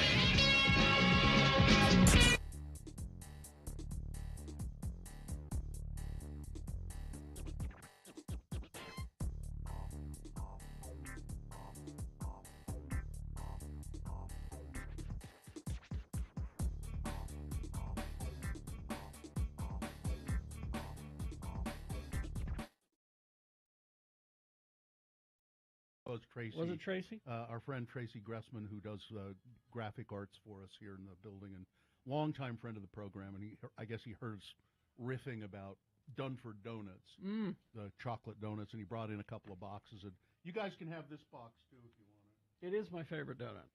Here's the thing about the Dunfords, is that you can take them, put them in sandwich bags, and freeze them individually. And then take them out. They're fine, huh? Let them thaw. Do you put them in the microwave? You can, Okay. but it's best if you let them assume room temperature. Okay. Then stick them in the microwave for about 15, 20 seconds. Carrie has a whole donut program. Nice cold glass of milk. Carrie's got a program for everything. I do. He has. My husband Carrie's a used- very particular. Carrie's I've come to know this of him over the years. He's very particular, and he does things. Usually does everything in a certain way. This is the way you do it. He's experimented. We had pizza over the weekend, and my husband said he said, "I'm using the Carrie Jackson method," and got out the cast iron pan. You take your leftover pizza. Yeah. Additional trick: That's what my sprinkle son it with a little water. Just to wake it up a little Just to bit. wake it up, because that's what the microwaves react to, is the moisture. Now, if the pizza's kind of dry, you want to just spray it. Like, you get your hand wet and go, bleh, bleh, like that. A little like flick. A little flick. Okay. Then microwave, 30 seconds only. That will not heat it up. It will thaw it out. And then the black frying pan. See? You got to every step. Little water, little microwave. Boom. Black frying pan, nice and hot, crisp up the bottom. Yep. Not too hot, because you don't want it to just burn, and then, because you No, want it to bring it up, nice temperature, but also crisp up the crust. I admire that, but I am just too much of a slob to bother with that kind of stuff. I'll just. it doesn't take long. It takes more thought than I'm willing to put into it. The thought I'm willing to put into it is, hey, would somebody put this pizza in the microwave for me?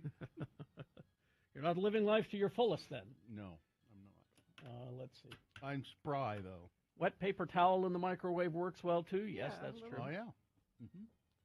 I live in Camas, but I buy the Dunford box at the grocery store. I don't go to the Hey, Chevron. Chevron, they're always out anyway. They sell out at the Chevron. Somebody said if you want donuts at that Chevron, you have to be there when they come out, or because they Now disappear. I'm curious, I know. because everybody's talking about the Yeah. Camas. The Camas Chevron. We used to go up there into the woods and harvest poles for our fencing. Can you do that? Apparently We they did. We did when I was on the I feel farm. like that's something you can't. That's a useless question. When I was living on the farm, that's what we do. We'd get the big flatbed and go out and chop down these trees. Just They're the right size. Just the right size Yeah. for fences. Can you do that? We I did. don't- I mean, you did it, but I don't know if you're supposed to do that. Maybe that's a better question. I'm from Camas. You think they were poaching We can Camas do it. poles? Yeah, maybe. I don't know if Dad had a permit or He if we probably just did it. I don't know. I think he probably. I just says, we're going to Camas. Sharpen up your axe. Okay. Okay, Daddy. Exactly. Whatever you say, Daddy. Exactly. I smell a Mayor Mona Utah word. Are you writing it? Because I'm not. All right.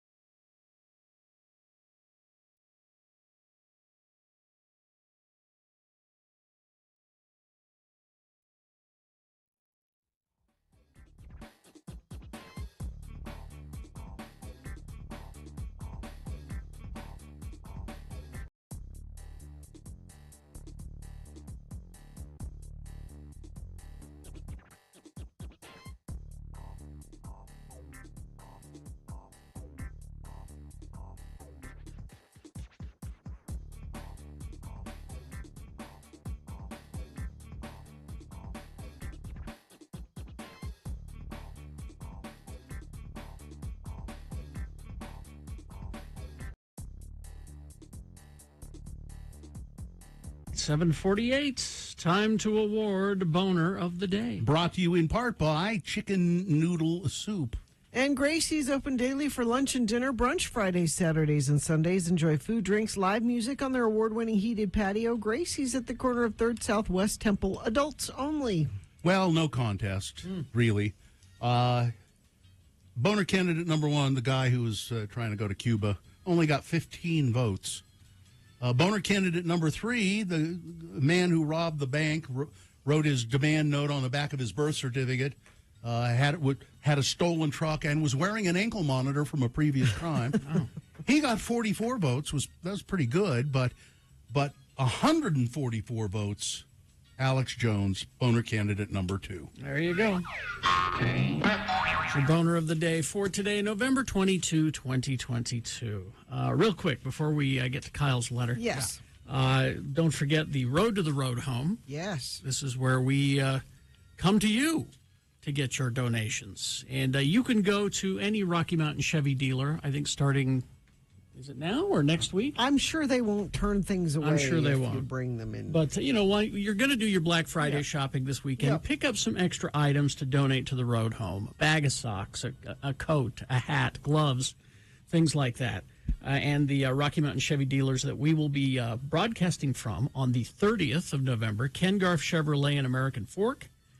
And then on the 7th of December, Jerry Seiner Chevrolet in Salt Lake City. And then on the 14th of December, Young Chevrolet in Layton. All right, so just a real quick heads up about the Road to the Road Home. Is this sponsored, Gina? Yes, Lim Jewelers is a small business that delivers big joy. November 26th is Small Business Saturday. Save 30 to 50% off store-wide. Lim Jewelers, located in Midvale, limjewelers.com. There was a boy,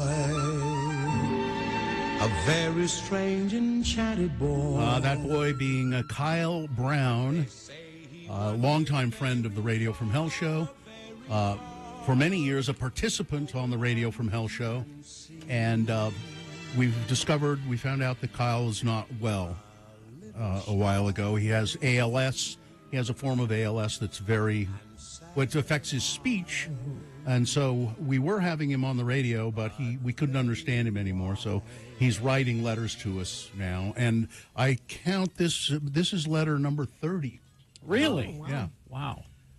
Wow. So here we go from Kyle Brown. It's now been 2 years since I first thought, that was weird, as I spoke a certain phrase. I experienced it again when saying the same thing the next day, and then again a few days later. But it started out so small, it took about 4 months for even someone close to me to hear anything different in the way I was speaking. A year later, I began losing more than my speech. By November of 2021, my hands were weakening, and I had a slight hitch in my right leg. I talked like a 90-year-old drunk, but I was still understandable. Now, November 2022, I need a walker to walk, and it's very hard to understand me at all when I talk. I struggle to dress myself. It takes about 15 minutes just to put on pants and a T-shirt. I can't write with a pen or a pencil. I type with 2 fingers. Cold temperatures affect me considerably. It makes me seize up. It's to a point that a lot of everyday things are dangerous. We have done almost everything possible and spent tens of thousands of dollars, and sometimes I wonder why we prolong the inevitable. I am on more pills than I can count. I am part of 3 experimental studies. I take 2 illegal drugs, not the cool illegal drugs. I've had 23 doctor visits this year so far, 4 lumbar punctures, spinal taps, 18 blood draws, 18 urine samples, 31 IVs. If you Google, how long does someone with bulbar ALS live, it will say bulbar, and that's B-U-L-B-A-R, bulbar onset ALS tends to progress faster than limb onset ALS. That means that the people with bulbar ALS experience a faster decline and shorter survival, often less than 2 years. We know 2 people who got this disease after I did, 3 and 4 months after. One has died, and the other has lost the use of both arms and can't walk at all and needs breathing assistance. So you could say that these things that we've been doing work. On the breathing test they gave me, I'm still at 81 to 83.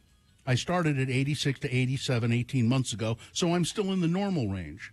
I can still chew and swallow anything I could before. My ALS FRS score has dropped by 1 to 2 points over the last 4 months. That's slower than usual. And I will see another Christmas. And I will see another New Year, even though we were told I would not. But here I am, still eluding Frank Chris. I'm fine. I'm just fine. We're still helping to push for the treatment. New Round will be, that's the name of the drug, New Round. We will be flying to Washington, D.C. to join a march on the U.S. Capitol soon. Well, it'll be more of a roll on the U.S. Capitol. People mumbling incoherently and electronic voice boxes chanting. It'll be a protest against the FDA. A-O, FDA has got to go. Imagine thousands of electronic Stephen Hawkings chanting that, rolling along the Capitol steps, drooling, feeding tubes hanging out, bumping into each other, saying, excuse me, 2 minutes later, because that's how long it takes them to type with an eye gazer. Man. Excuse me. Oh. I imagine Mike Lee in the Capitol with the crosshairs of a rifle on us.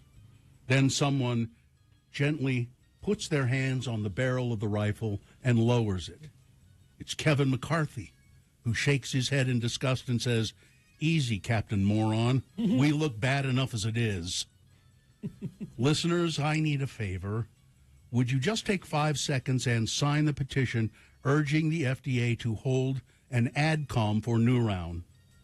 That means a review of the data. It is a matter of life and death for people with ALS and MS in the near future. Thank you. Happy Thanksgiving. Oh, and on the plus side, I'll never have to hear Adam Sandler sing the turkey or Hanukkah song again. No, that's true. Look over there. Bill, link.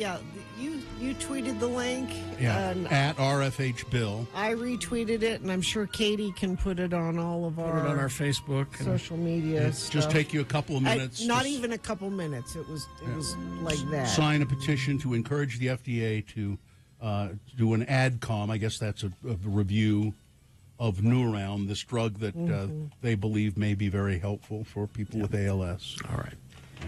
Thank you. Traffic. Finally, the avalanche mitigation and testing is completed in the Cottonwoods. There's patchy ice in the lower canyon, UDOT is saying, but the roads, SR 210 open to all traffic. So, yeah, don't give them a minute to get rid of those nasty, pesky avalanche potential, and then you can go up and go skiing. Other than that, things are moving well. I don't have any accidents to tell you about, and you haven't sent any in, but you can if you see something. 33986. Big O's Black Friday savings here. Save $140 instantly on Michelin tires now through December 4th. Big O Tires, the team you trust. All right. We will take a break. We'll be back with Tech Talk. Jonathan Deasing is here to tell us about what's happening. And Beat Gina is coming up. Stand by for all of that. KXRK Provo.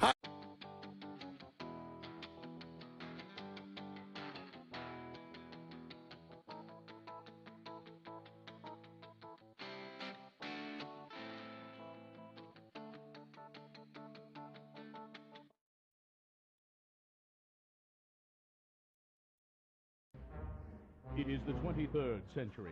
Humans have left the lowly confines of planet Earth and have sought their destiny among the stars. While many things have changed, one constant remains: the need for young men to venture forth and do the work of the Lord. This is the tale of two such men who at the age of 19 have answered the call of their general authorities and are embarking on a 2-year mission to spread the gospel throughout the galaxy.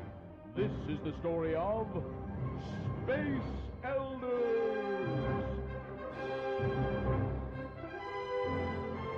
We join our elders as they pursue leads given them by zone leader Hansen. This episode finds elders Christiansen and Jensen trying to catch up to a rather well-known starship.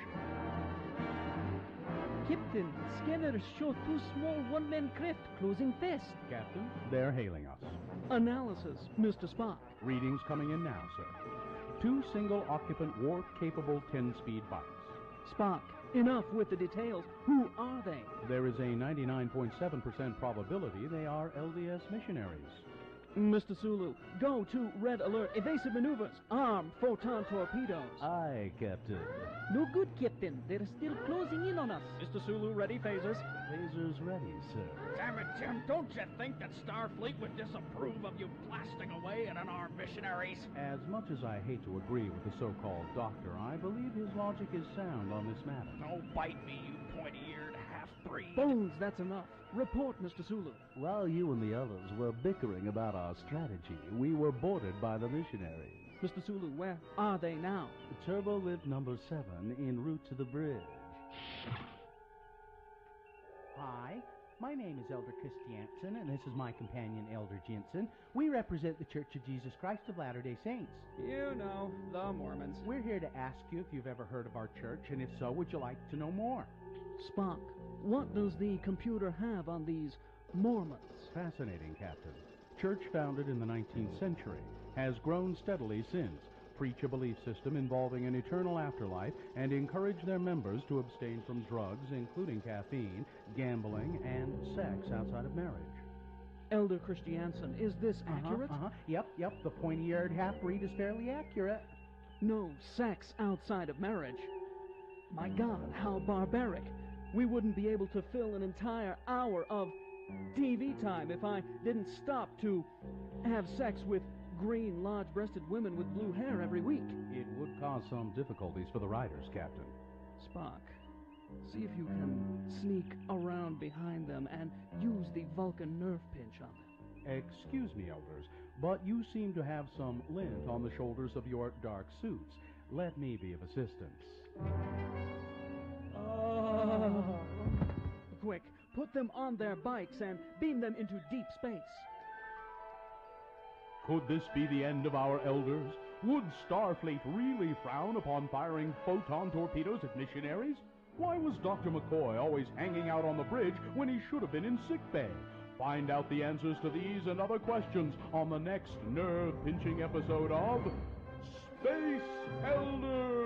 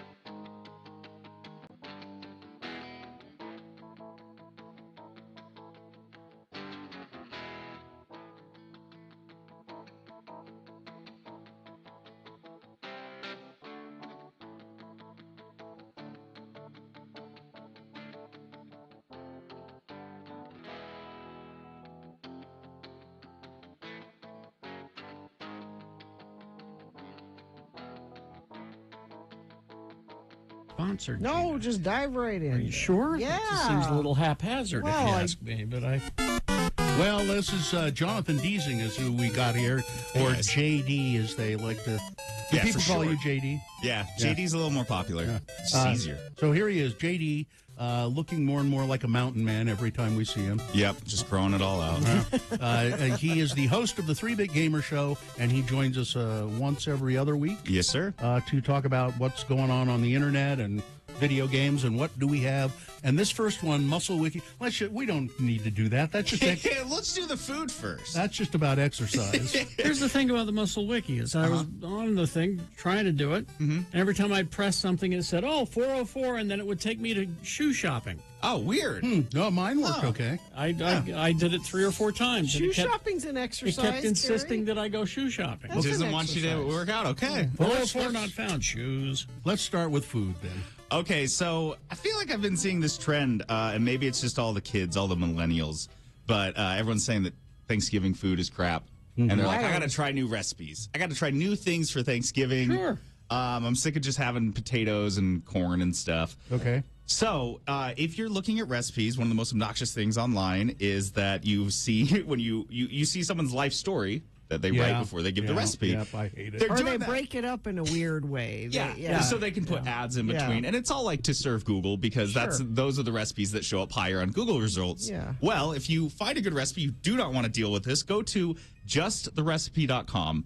And these links are all on x96.com, but this is justtherecipe.com, and you can just copy paste the URL of whatever recipe you want. I see how I was trying to write in the. I see. Yeah. So you find a recipe and you're like, oh my gosh, I don't want to scroll through all this, and then you just copy the link. Gotcha. And then you go to justtherecipe.com. And I will use paste this it in all the time. Yeah. Oh my goodness, it works so perfectly. I kept trying different websites and different blogs and stuff, and they all worked.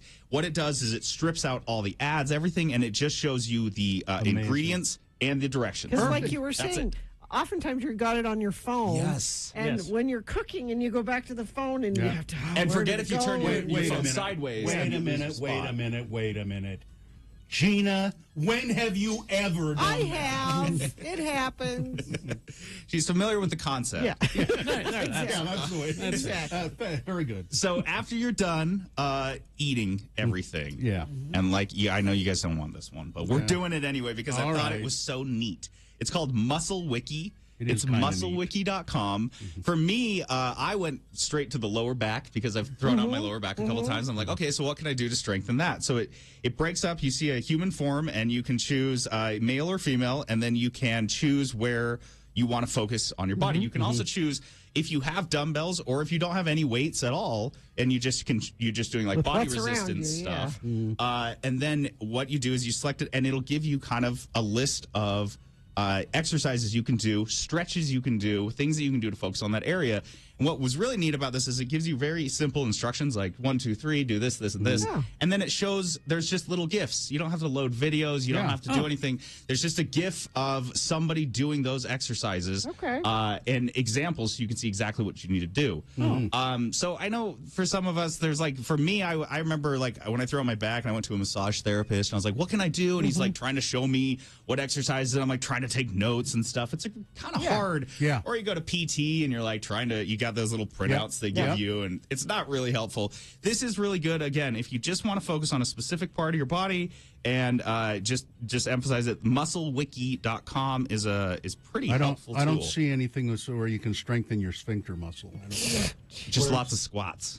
Don't click on that, Bill. That'll take you to a whole other. Carrie goes shoe shopping. You're going to go. I don't know. I don't know how I got shoes. I got sphincter. I don't know. I guess your experience may vary. And if you guys want to do something creepy, and see how creepy technology can get. And you guys probably are familiar that there are all sorts of AIs out there that can just generate faces, just make up a face that doesn't exist, a person that never existed and never will exist. You go to whichfaceisreal.com. This is creepy because I thought it would be more obvious than it's not. You thought you'd be looking at like an AI or like a computer generated or something. They both look pretty real. You have to look for specific things like what to determine. You can get pretty good at this. Yeah. Like Carrie, I got 6 in a row. 6 in a row, and he was doing really well. But then eventually one of the androids is going to slip through your defenses. I see. It only takes one, and then you don't know which one to shoot. And you don't know which one is real. But yeah, you will check that out. Whichfaceisreal.com. It is I mean, you could sit there for like 20 minutes on it. Yeah, 20 minutes. My odds were not good. I was like, well, you think, the robots are going to win. No, that's a time waster. Does it keep track of it for you, or you just have to do it yourself? No, you just kind of have to know how many times the Android got you. Yeah, okay. And now we've got some video games. And, yes. Oh my goodness, do we have some video games? You guys, this is Goat Simulator 3. It's out now. It's a sequel to 2014's Goat Simulator. No, there is no Goat Simulator 2. Don't worry about it. Okay. Don't worry about it. Don't worry about it. So you're a goat, and you're tearing up the great outdoors. All right. And a city. And you're a just city. a goat causing havoc. That's what you do, is you go around trashing things. Yes. I cannot. This could be cathartic, I think. I cannot recommend watching a video of this enough. Just if you're out or if you're about, again, this will be on x96.com, or you can just find it on YouTube. Goat Simulator 3, it really, you have to see it in action, because you can't do it justice, but you are a goat doing absolutely anything you want. The game's, the gimmick is that everything's using ragdoll physics, and so the goat is flying everywhere, he's hitting things. Hang gliding. How did the goat get laser eyes? The goat got laser eyes somehow. It's a simulator game. You're just simulating a normal goat experience. And now there's a rhino tearing up the place. I think there's even goat yoga in here. Oh, yeah. Pause for a moment. You want to be extra calm. This is really dumb. I love it. Oh, it's cute. I like it. Yeah, but it's dumb. Yeah. So this one, somehow they shot a goat from a cannon across a river. You guys need a goofy game when everyone's home on Thanksgiving and you just want everyone giggling. Goat Simulator, I think it's like $20. It's on just about any platform. It could be the greatest game ever. Yeah, it looks crazy. And the last one, this one is really cool looking. Evil West. Just like you can hear it. You can hear his voice. Oh, and the title, Evil West. I know Badass Cowboy. That's what you got. And you're out there killing vampires and other undead creatures. It's got like a steampunk feel to it. You've got for example, everything from a flamethrower to your classic 6-shooter, but then you've also got an electric gauntlet that you can smash people in the face with. I shouldn't say people, I should say vampires. Yeah. It's a third-person combo, kind of a combo-based action game. So if you think like God of War or Devil May Cry, these games where you can see the character you're playing as, and you're jumping from enemy to enemy and doing cool moves and doing an uppercut. You might uppercut them into the air and then pull out your gun and shoot them while they're in the air. And, awesome, cool combo things. You got all these cool weapons, and there's a flying wild hog. Oh yeah, everything is in this. Again, if this is your kind of game, I think this is kind of a must play, and don't miss out on this one. It's $50. And it's on just about everything that's Evil West, and I think it's out now. So your rule about waiting for a bit is not in effect in this one? I don't know. It just looks so good. Because you always say to wait a month or two so that the bugs get worked out. I usually do, and Evil West, it was so appealing to me and so tempting. Maybe take a chance on these two, Goat Simulator and Evil West. You know what you should wait on is the new Pokemon game, Scarlet and Violet. That's out now, but I have heard that's a buggy mess. So hold off on that one maybe till Christmas. Take a chance, and if it turns out to be buggy, Jonathan will refund your $50. Yes, come to me, and I'll get your game. I am not waiting for Goat Simulator. Don't get wait. it now. Do not wait. Goat Simulator 3. Thank you, Jonathan Deasing, JD, the 3-Bit Gamer Show, wherever fine podcasts are obtained. Thanks, guys. Right. Thank you, sir. Traffic, Gina. There are no active incidents at this time, is what UDOT is saying. And so are you. Nobody sent anything in. If you see something, though, you can say something and text it to us, 33986. All right. Thank you very much. Well, we will take a break. Oh, Beat Gina. Oh, yeah. It's time to play Beat Gina. And you don't have to play alone today. No, you're going to have some help, some celebrity help playing today. 877-602-9696. What is the prize? We have a gift certificate to Level 9 Sports. That's good, but let's throw in a Radio from Hell coffee mug. We'll put the gift certificate in the mug. In the mug. And you can have both of those things. So 877-602-9696. It's leftover Saturday Night Live trivia. Oh, okay. All right. 877-602-9696. Call. Line up now. And now.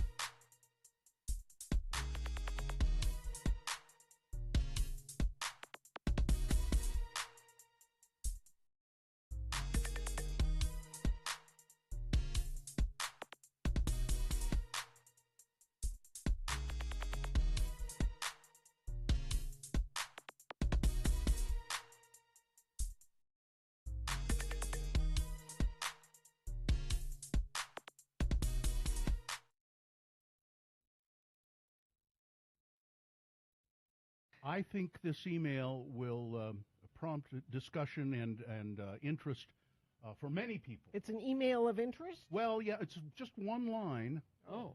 Long, but it is of interest, I would say.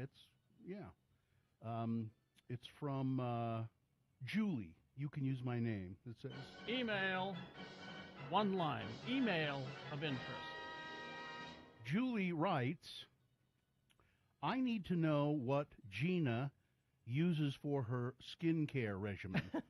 I'm really close to 50, and it's starting to show. Mm-hmm. Please help me, Gina.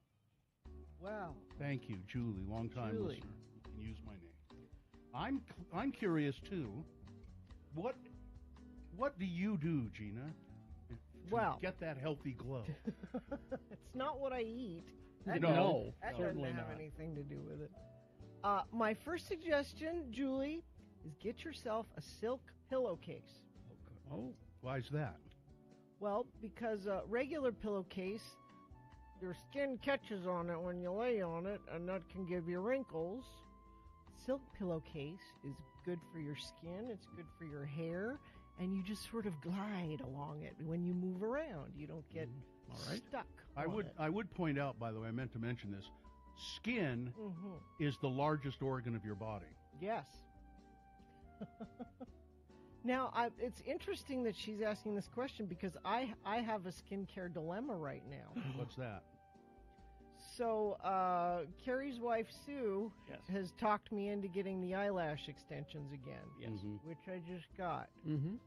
And I like them quite a bit, but one of the problems with them is you can't get them wet.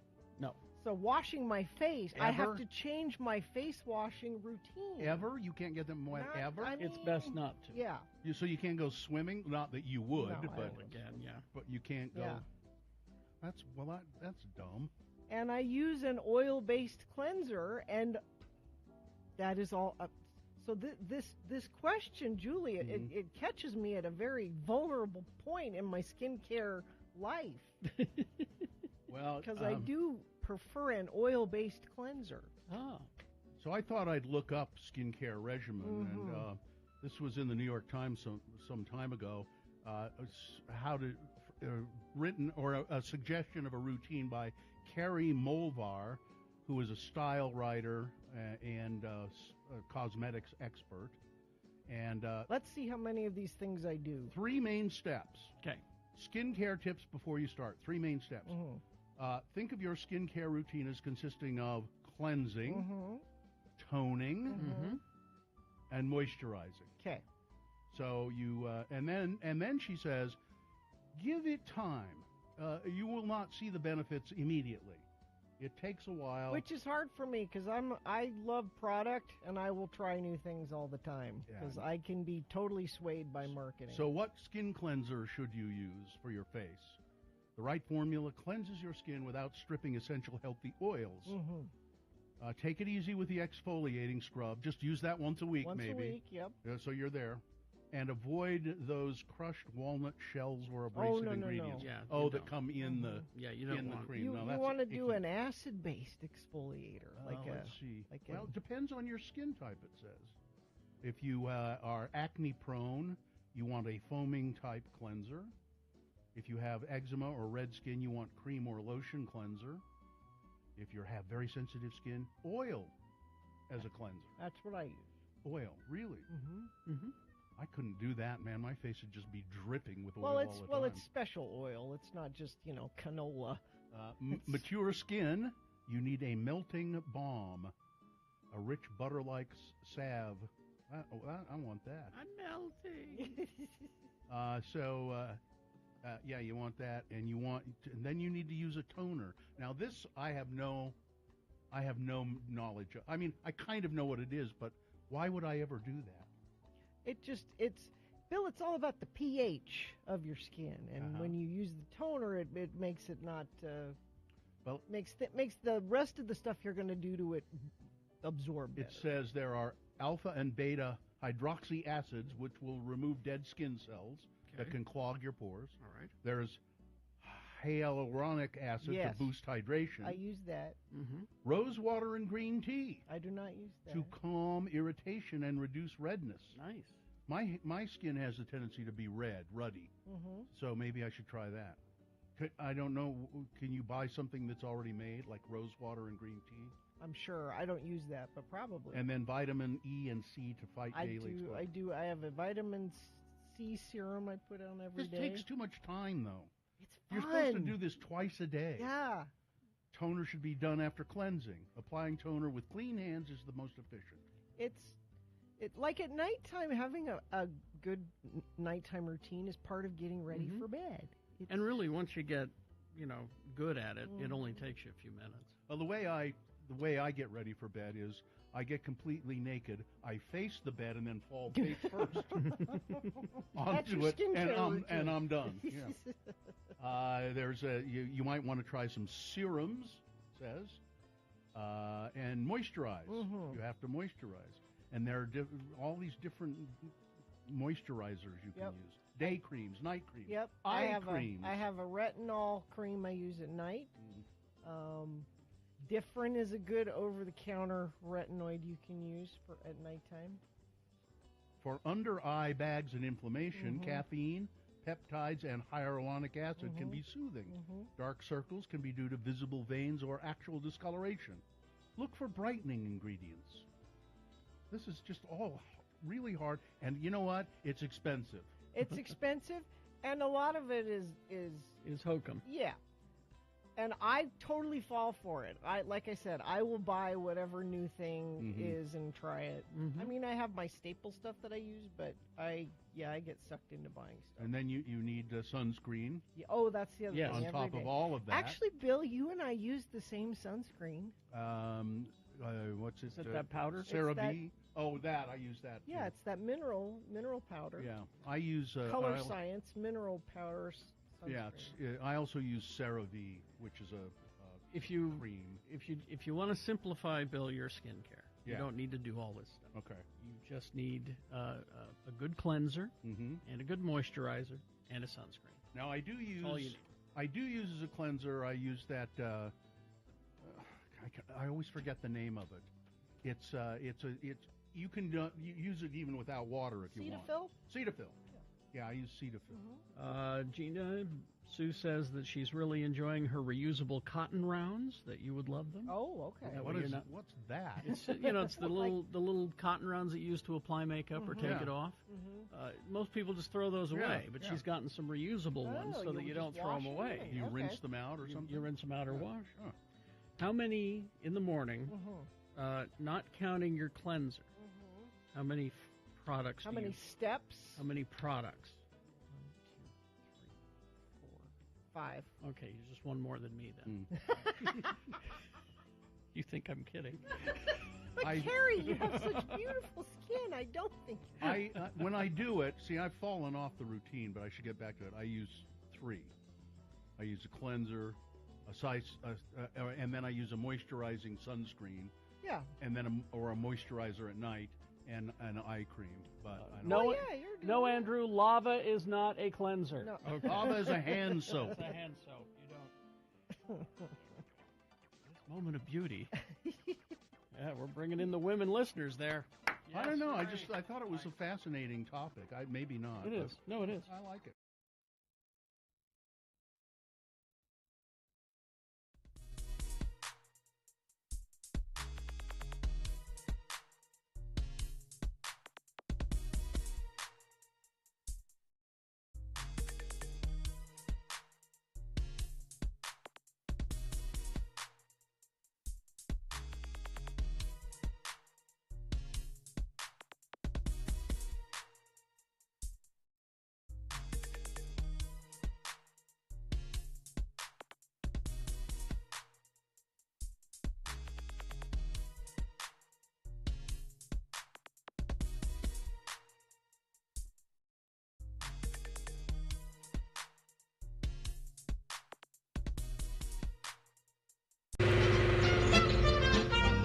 It's time for our radio game show that's not better than a gravy lover's chicken sandwich. Oh. But certainly better than being eaten alive by mosquitoes at the Utah State Prison. Well. Yes, it's Beat Gina. Today, featuring guest contestant from the Advocates, Mark Stewart.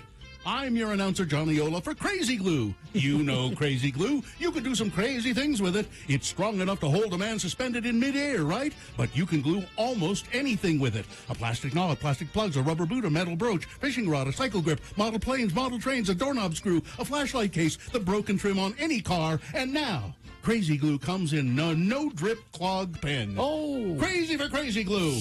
Now available at Apex Drug, Murphco, and participating A&P stores. Murphco? And now, the host we are all crazy for, a man we're stuck on forever, Harry Jackson. Thank you, Johnny Ola. You're welcome. Oh, let's see now. We do have our celebrity contestant helper. Mark Stewart is here today. Hello, Mark. How are you? Hey, good. How are you guys? This is Mark from the Advocates, of course, UtahAdvocates.com, where they're more than happy to help you out because they've read your insurance policy where you haven't.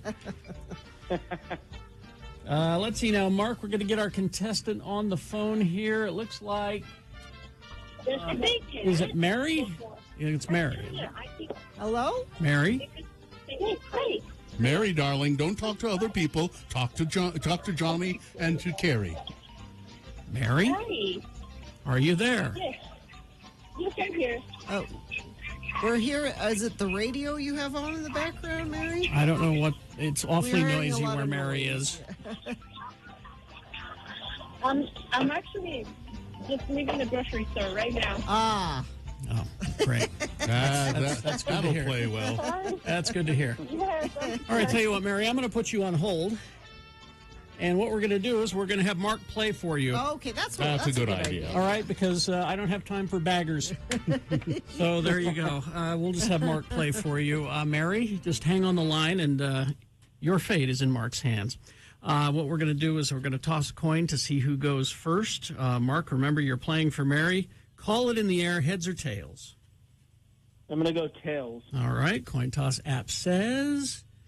tails, Gina Barberi, as you can see. Right. That means Mark goes first. He's one step closer to winning the prizes, which are, I know, a Radio from Hell coffee mug and... a Level 9 Sports gift card. Level 9 Sports gift card. All right, so this first question is for you, Mark, to answer exclusively.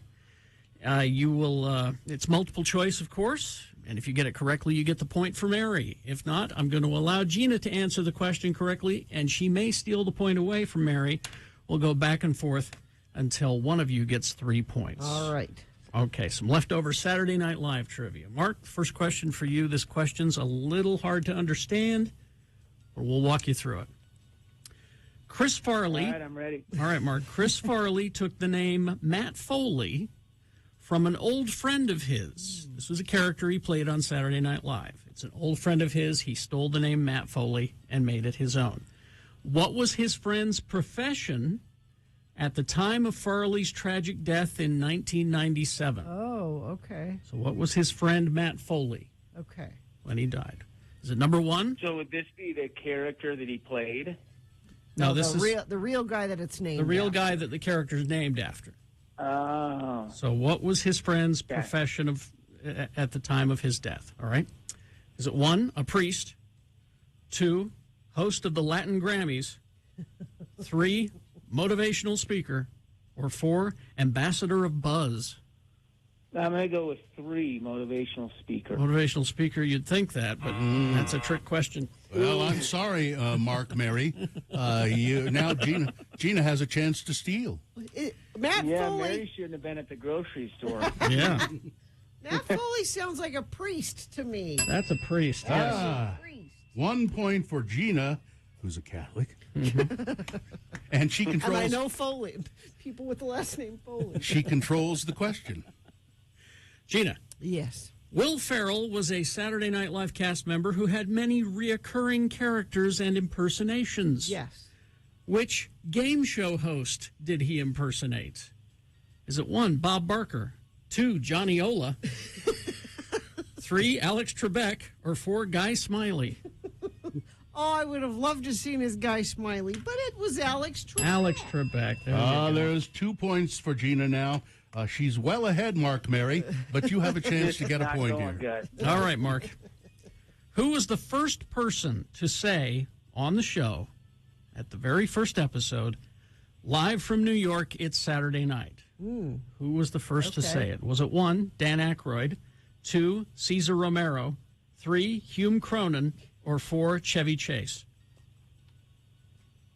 I'm going to go with A, Dan Aykroyd. You'd think that, no. Oh, listen, Mark Mary, you're in trouble now because Gina has a chance to steal, and if she gets this one, she wins the game. There you go. Well, I know you hate him, but he makes me laugh. Chevy Chase. Chevy is correct. Well, it's a skunk. Wow. Mark Mary, you didn't do all that well. Well, do you know what, though, Johnny? What?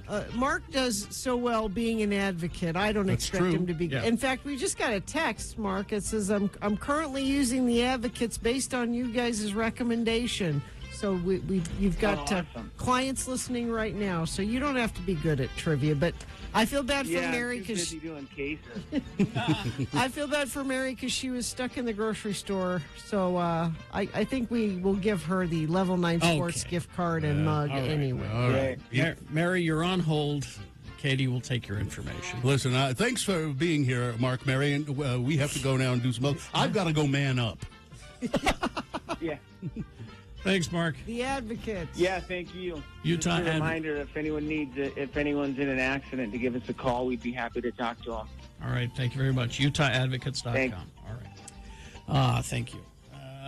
Big Boy News now brought to you by UFirst Credit Union. UFirst Visa rates are low. There's no annual fees. Transfer your credit card balance to UFirst today. Get 3% cash back up to $1,000. Call 801-481-8800 or visit a UFirst branch to get started on your cash back today. How much time do we have here? You got about 6 minutes. You have a letter to read. I want to read this letter that we got, and this is sort of the time to read it. Let's just do that. Okay. Instead of doing some news. Now, you remember a few days ago, we got this letter from a woman who, her name is Shannon, and she said, radio's never been in our lives much, and we just moved to Salt Lake City, and we've just discovered your show on the car radio, and my son in particular, Cooper, just is entranced with you guys. He thinks you're great. And she said, thanks for being so awesome and making our morning commute something special. We also don't feel like such fish out of water here, thanks to your morning show. All the very best, Shannon Culler Berman. And so we read that, and we got a response from Shannon. Okay. It says, well, that was unexpected. Oh, it's addressed to Radio from Hell crew and now my favorite humans. Oh, wow. Wow, that was unexpected. I need to make a mental note that you Utahns don't mess around. Good thing I edited out the bit about politics and religion. We were indeed listening, and Cooper, although Cooper is by all pedagogical accounts extremely gifted, it took essentially until you said his full name for the coin to drop, book smarts versus street smarts for sure. The South African father and mother from Maryland didn't do it, nor did the nor did the being raised in Asia. He actually that could be anybody. Wow. He actually said midway through that he needed to meet the kid that you guys were talking about. How incredibly kind that was to time it as such that we were in the car and, of course, tuned in. And I hope you are today as well.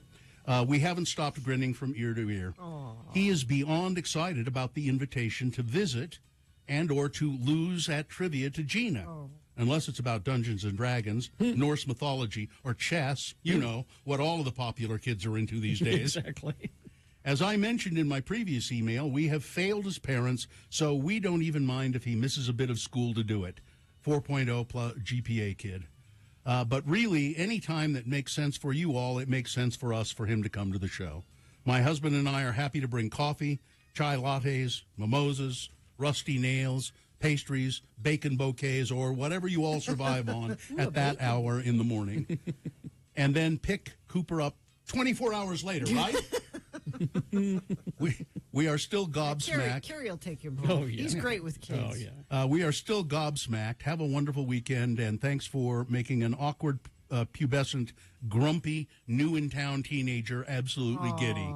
He needed the boost. All the very best, Shannon. We'll figure out a good day for you. Yeah, we'll figure out a time. We'll have Katie get a hold of you after Thanksgiving, and if you're listening now, we'll make sure that he can come in and be here for the entire show. And then if you want us to keep him for 24 hours, we can just lock him in the studio when we leave. That's true. You know, that'd work, wouldn't it? Mm-hmm. Yeah.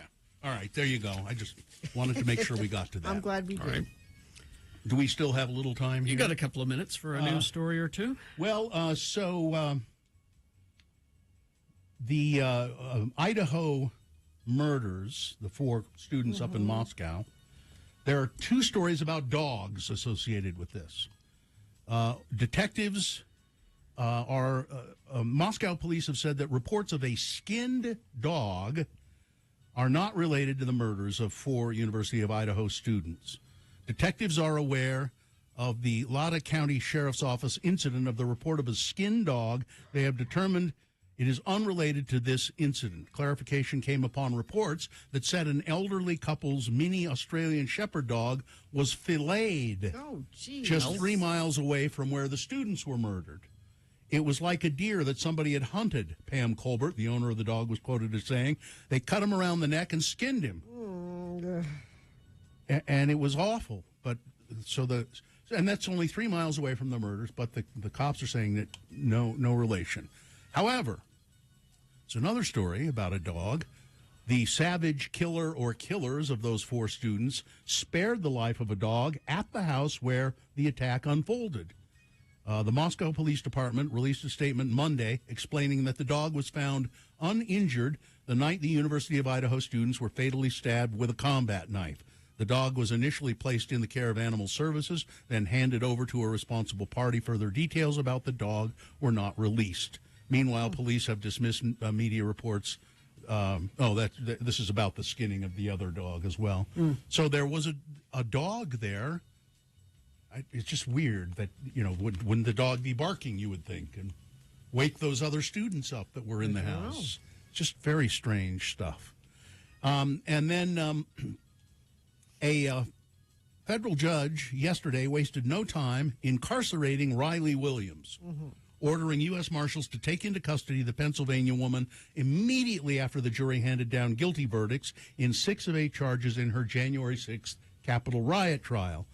Politico reports jurors convicted Williams, who was 22 on the day of the insurrection, on charges to participating in civil disorder. The jury failed to reach a unanimous verdict on 2 of the other charges, but she was shocked that the judge sent her directly to jail.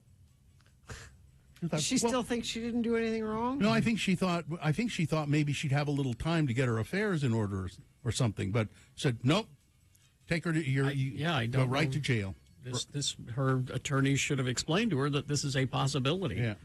And then finally back in 1950, when Charles Schulz had his first Peanuts comic strip published in 7 different newspapers across the nation, he couldn't have possibly known that not only would it become a global sensation, but that it would still be on the public's radar more than 70 years later. Before announcing his retirement in 1999, Schulz saw his original comic strip grow to become published in over 2,600 newspapers. However, many fans have much clearer memories of the holiday TV specials. The cartoons, yeah. So after CBS found success with previous installments of Charlie Brown Christmas, It's the Great Pumpkin Charlie Brown, fans were gifted with a Charlie Brown Thanksgiving. Yes. Yeah. Adding to the seemingly ever-growing franchise, the Thanksgiving special. Won an Emmy Award, so forth. But in the special, Snoopy carves turkey. Yes. To pass out to friends and family. Okay. However, handing over a slice of turkey to Snoopy's sidekick, Woodstock, made some people feel uneasy. Cannibal. I was one of them. Charles Schulz insisted that Woodstock join Snoopy in carving and eating the turkey. No. But other people said, it's cannibalism, a bird eating another bird. Yes, I thought the same thing. Schulz disagreed. I voiced my concern, which was immediately overruled, said one person. They cut out the scene. They cut it. They've put it back in. No. And they put it back in, and here's what they say. Cows are mammals, and it is socially acceptable for humans who are mammals to eat cows. Oh, now you're a stretch. That's a stretch. it must be the same for birds. Woodstock is a canary, an entirely different species, and he's eating a turkey. That's a stretch. I don't know. But mainly they put it back. They only cut it because they needed to do it for extra commercials. And now, that was the one that made the most. Yeah, you cut scenes. Yeah, and now that it's gone on to streaming services and stuff, they put it back in. They can run the whole length of it. Exactly. Well, it's like The Simpsons. If you watch them in reruns, there are whole minutes cut out. But if you watch it on Disney Plus, they're whole. Yeah. All right. Sports weather traffic. World Cup. You can enjoy the sporting events. And if you enjoy those, maybe you shouldn't watch the Joan Oliver special. Well, yeah. It might make you feel if you guilty. even like the World Cup a tiny bit, don't watch it, because this, I'm telling you. But if you do like it, interesting to note that England beat Iran 6-2, Netherlands 2-0 over Senegal, and the USA and Wales tied it 1 apiece. And then early this morning, Saudi Arabia over Argentina. That is not supposed to happen in any planet, but it did. There's your World Cup. The Jazz lost last night, 121-114 to the Clippers. They play next the Pistons. That's going to be tomorrow at 7 p.m. In the NFL last night, San Francisco 49ers 38 over the Arizona Cardinals 10. And we still have the Utes. We just do. And Kyle Whittingham says, mathematically, we have a pathway to the championship. Okay. We're saying there's a chance. We're going to hold on to that. Weather, we still have the inversion today, gunky air that maybe we'll get rid of tomorrow. There's a small disturbance coming through on Wednesday that could not give us snow or anything, but at least mix up the air enough that it won't be quite as bad air quality tomorrow. High of 44 today, overnight low of 28 tonight. Traffic, we have a fender bender southbound I-15 just after the on-ramp from 200 north in Kaysville. Vehicles are on the left shoulder there, and traffic is slowing down to get around. Had a couple of friends of the program send that traffic alert in. Thank you for doing that. 33986 is where that came in. Other folks saying I-15 stop and go through Kaysville. That's all due to that incident I just told you about. If you see something, say something. 33986. Angkor was once the envy of the world, only to disappear without a single word explaining the kingdom's collapse. Come along on an incredible journey to uncover the mysteries of Cambodia's lost empire. Angkor 3D is now playing at the Northrop Grumman IMAX Theater at Clark Planetarium. All right, we got some Thanksgiving stuff for you after this, and just after 9 o'clock, it's Frank Christ Presents They're Fine, They're Just Fine, our dead celebrity game where you could win a prize. We have a Gracie's gift certificate for that. Nice. All right, we'll have that for you coming up.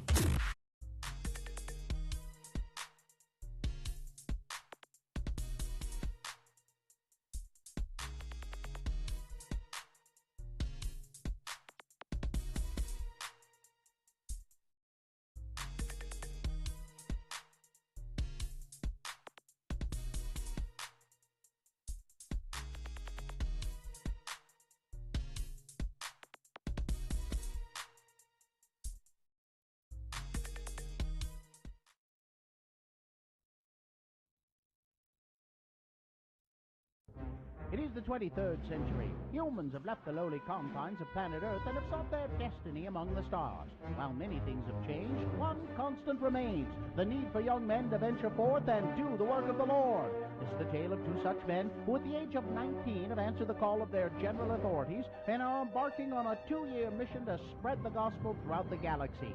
This is the story of Space Elders! Today, we find Butch and Lehigh on Starbase 182 around lunchtime. Hey, Lehigh, what's up? You haven't been yourself lately. You seem a little under the weather. Here, I replicated you some lunch. This should put you back on your feet. It's your favorite. Oh, plomeek soup? No, macaroni and cheese with little hot dog bits in it. Man, you are sick. I'm taking you to the sick bay. Are you sure that would be the logical thing to do? Huh? Come on! Very interesting. What is it, Doc? Doc. What's wrong with Lehigh? Elder Christiansen here is suffering from plateau. Plateau? What on earth is that? Not plateau. Plateau. Oh. The blood fever. It's not a birth, my dear Butch. It's a Vulcan disorder. Lehigh here is in the early stages of Ponfar. But Doc, look at my companion. I mean, his ears aren't pointy. The blood sample you took from him was red, not green. He's not a Vulcan. Have the two of you come in contact with any Vulcans recently? Well, we met with that nice Ambassador Spock fella. Was there anything unusual about this meeting? No, we talked for a while. He mind-melded with Lehigh and then sent us packing like everybody else. Mind-melded with a Vulcan? Oh, dear. Well, he said it would be the fastest way for us to tell him about the gospel. Now, what's this got to do with Lehigh losing his appetite and then resetting the environmental controls in our apartment up to Moab standard temperatures? Ponfar is the Vulcan mating ritual. Unless the individual who's suffering from the blood fever gets to Vulcan in time, he will die. I still don't understand how Lehigh contracted this blood fever thing anyway. The Vulcan who did the mind meld must have transferred it into the Lehigh's mind during the meld. No matter how he contracted it, you must get to Vulcan within the next 72 hours or your companion will be dead. Okay, Vulcan it is. Come on, Lehigh, we better get going. But Vulcan isn't in our Tracton area. We're not supposed to go outside of this quadrant. You know the rules. Zone Leader Hansen would never approve of us making a personal visit to Vulcan. Oh, to heck with Hansen. They can send us both home if they want to. I just want to make sure you go home breathing. Will our elders get to Vulcan in time to save Lehigh? Will Zone Leader Hansen get them sent home for leaving the quadrant? Will Ambassador Spock apologize for giving Lehigh plateau? What is exactly in plomeek soup anyway? Tune in next time to hear Butch say...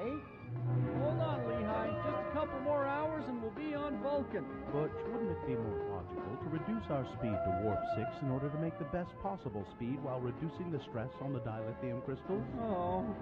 On the next mind-melding episode of Space Elders!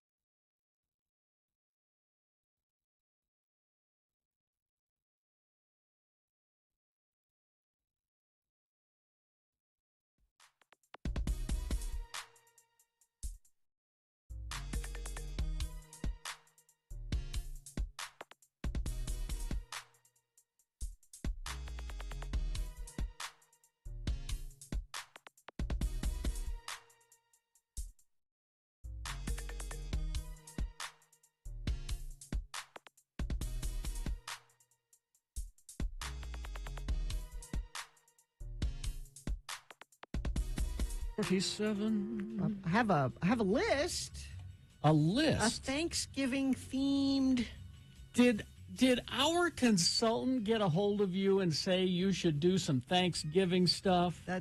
People like it. It's inoffensive. We're trying to be inoffensive. It's inoffensive. I hope you're not offended by this list. It's not even vaguely political, is it?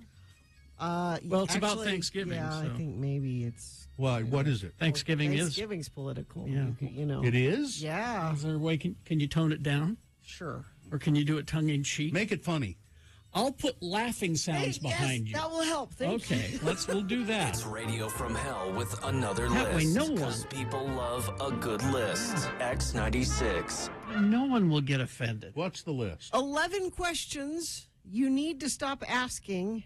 Well, that's negative. At Thanksgiving. Well, this is trying to be helpful. So you have a harmonious, that we don't want to upset people at Thanksgiving. Okay. Here are questions that are asked that upset people. Uh-huh. When are you going to meet someone?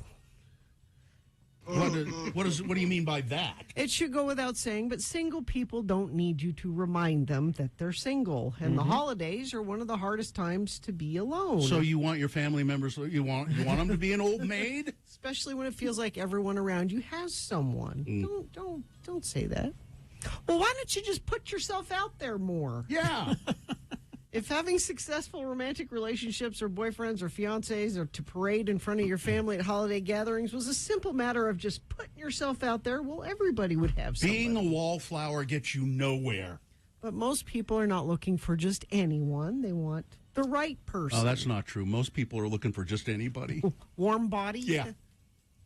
Whatever happened to so-and-so? What? Meaning, the person you brought last year to Thanksgiving. Well, if they say, just say, oh, he died. Just say that. That's one of my favorite Vandal songs, My Girlfriend's Dead. Oh, yeah. When are you two getting married? People love getting asked that. I remember that. That's assuming you are, or that's even something you want. You wonder why you don't bring the boyfriend or girlfriend home for Thanksgiving because you don't want to get asked. Say this. Say, we're going to have children first just to see if it works. Well, Bill, question number 5. Oh? When are you two having kids? Well, when we get married. Now, this can be a really hurtful question. Yeah. Because maybe you want them and are having difficulty doing that, and you're bringing it up at Thanksgiving. Thank you very much. How about when I can afford in vitro fertilization, okay? Or that. Or maybe you don't want kids, but you don't want to have that conversation at Thanksgiving that's dinner. never a conversation you want to have. Now, here's number 6. Here's where we get political. Is everyone here vaccinated? Now, this list says, at this point, everyone who believes in the vaccine and thinks it's a good idea has gotten it, and whoever hasn't. But I think it's fair to ask How about if they're coming to your house. The dog's been vaccinated. What's it to you? I promise you ain't going to get rabies, okay? I think it's perfectly acceptable. I know this is very political, but I think when you're inviting people to your house, it caused some problems in my family last Christmas.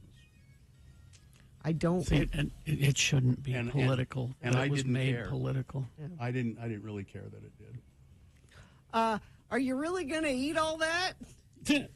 Why? You want some? It's Thanksgiving. I'll share. Jeez. You look like you've put on a little weight. Oh, that's. I was hoping you'd notice. That's something moms say to their daughters. Why? You look like because they're insensitive. Why doesn't your baby do that yet? Meaning milestones. Like your baby should be talking, or your baby should be eating solid food, or why isn't he walking yet? What? I'm accusing you of being a bad parent because your baby isn't doing the things they need to be doing. He's not walking yet, but we have let him drive the car. And finally, get ready for the laughter. Okay. So, who's everybody voting for? Next. No politics. Unless you know that everybody there is on the same page. But why make people feel uncomfortable? It's fun to watch people squirm sometimes, though, isn't it? You don't like to poke the bear? I do not. I have, contrary to what people might think, I am a person who tries to avoid conflict whenever possible in family matters. And you kind of know this is probably a topic I should not explore with. As I've said many times before, my brother is an extremely conservative person. We get along just fine. We never talk about politics. How about what time Thanksgiving dinner should be? What time it should be? Yeah. What is the number one time? I know. What is your favorite time? When the food is ready. No, that's the wrong answer. What? That's the right answer. Mom's been cooking all morning, though. But you need to plan with the time you're serving. Because if you just say when it's done, you could have Thanksgiving dinner like I have sometimes at my husband's family's house. Because the Joneses are late eaters. Are they? They'll have Thanksgiving dinner at 9:00 at night. Listen, Missy. That was way too late. It will be ready when it's ready. I think all right. Midday. Chat room is weighing in 2:30, noon or 1. That's good to me. I'll be over. Ours is usually about 3 or 4. Yeah. Yeah. Well, wouldn't you be irritated if Thanksgiving dinner ended up being like at 8 or 9 o'clock at night? Because I couldn't go back for leftovers. Yeah. If you expect it to be that way, then don't worry about it. That wouldn't you wouldn't sit around all day Thanksgiving going, we're really not eating till 8 o'clock tonight. Well, why would I do that? Why would I do that? I know what I'll do. I'll just leave.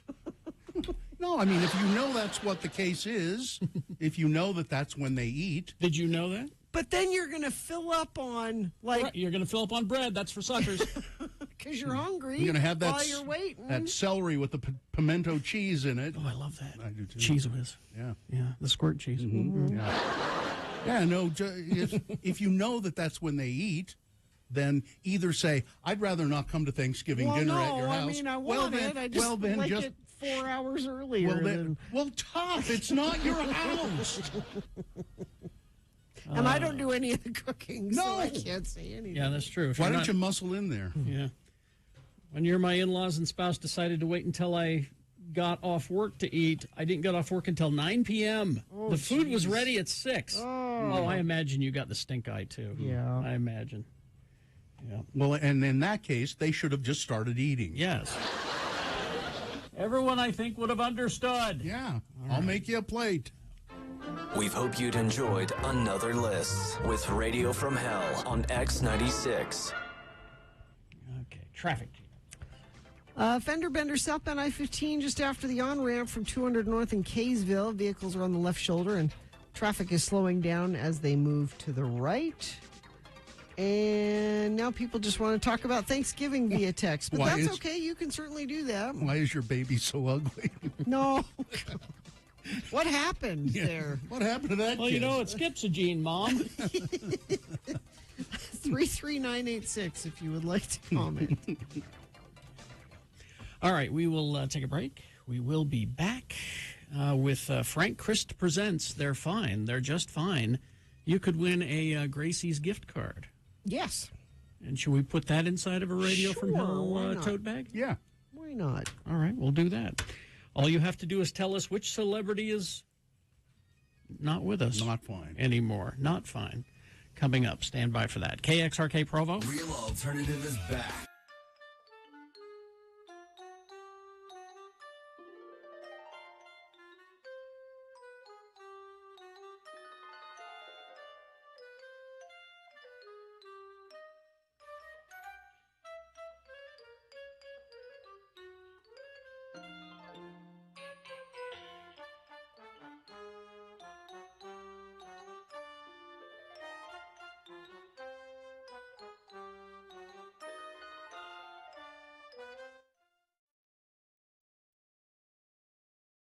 Speaking of yesterday, my wife was out shopping, and she was grocery shopping, and she was at Whole Foods, and she ran into Dr. Jones, Gina's husband, Joe Jones. Our spouses do our shopping. What are the odds that he would be at Whole Foods? I said to my wife, You know? that's the only place he shops Yes. for groceries, and she shops there, sporadically. Mm-hmm.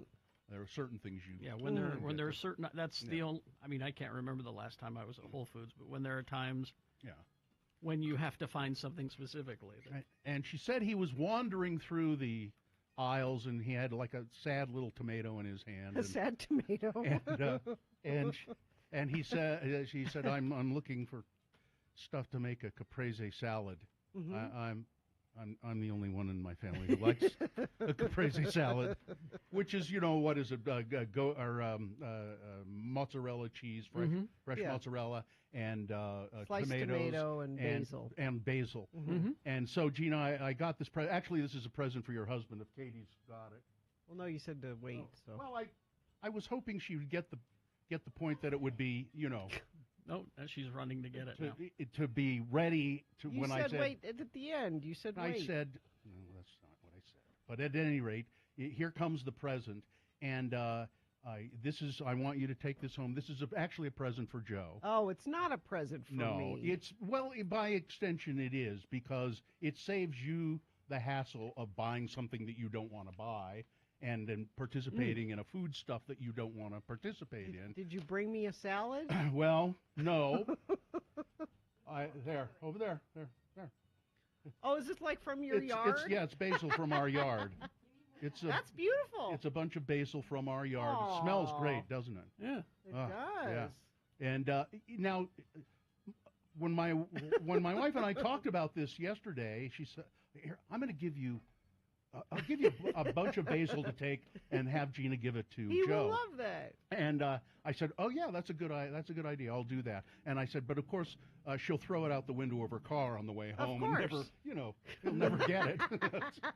But so when I went downstairs this morning, that was sitting on the counter. That's lovely. Thanks, Mrs. Bill. And there was also a little silver bowl with some tomatoes from our yard in it. And we did not discuss giving tomatoes. Oh. So I wasn't quite sure. I think she probably meant for me to bring those tomatoes as well.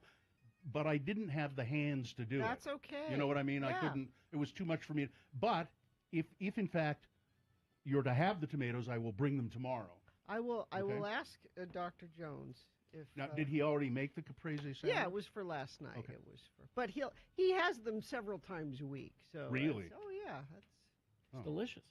And it's not true that he's the only one that eats them. That's what apparently he said. Well, last night he was just buying dinner for the two of us. So out of the two, but if it's a family dinner for everyone, Mohammed loves a caprese. Everybody will eat it, but you is what you're saying. Yeah, you won't, No. because it's tomato and cheese. I like basil. because she will only have ketchup. Just graze on the basil. Yeah, doesn't it smell great? It really does. I can smell it. And yeah. it just I walked into the kitchen and just the whole kitchen fragrant. is just full of that smell. And so I'll bring you the. I think I was supposed to bring the tomatoes probably, but I didn't have. That's very nice. So. Thank you. And but I want that jar. So. Oh yeah, sure. No, it was just a mom and dad dinner date at home last night. So he ate caprese salad, and what did you eat? Well, we had kofta, and we had a bunch of. That was just his. His little side salad. His little side salad. Yeah. But Mohammed's been playing golf. He's on the golf team, and Katie, he's you. He's soccer. He's golf. But he's been playing out at Glendale, which is on 21st South. Mm-hmm. And every day this week, he has had me drive through Raising Cane's to get him dinner after golf. Well, that's healthy. On the way home. And Your little athlete is building his body. Yeah. Mm-hmm. And he gets the chicken and extra, like 3 pieces of extra Texas toast with the. That's so healthy. Every day. Yeah. And then last night, I picked him up. And I said, Dad's gonna make dinner today. He's like, I can't wait for Dad to make dinner. You gotta stop on the way. I'm like, okay, what do you want? He's like, well, I want Raising Cane's. I'm like, again with the Raising Cane's. So we're coming up 21st South. There was a power outage, several blocks around like State Street and 21st South. We pull up to Raising Cane's. There's a sign out that said the power's out. It was tragic. So just to go back to the caprese, you should. You wouldn't like this, but your husband would like this. What my wife does with caprese, you get a big loaf of French bread, crusty French bread. I was just going to say that's cuts it in half. Yeah. Takes a lot of the bread out of it. Mm-hmm.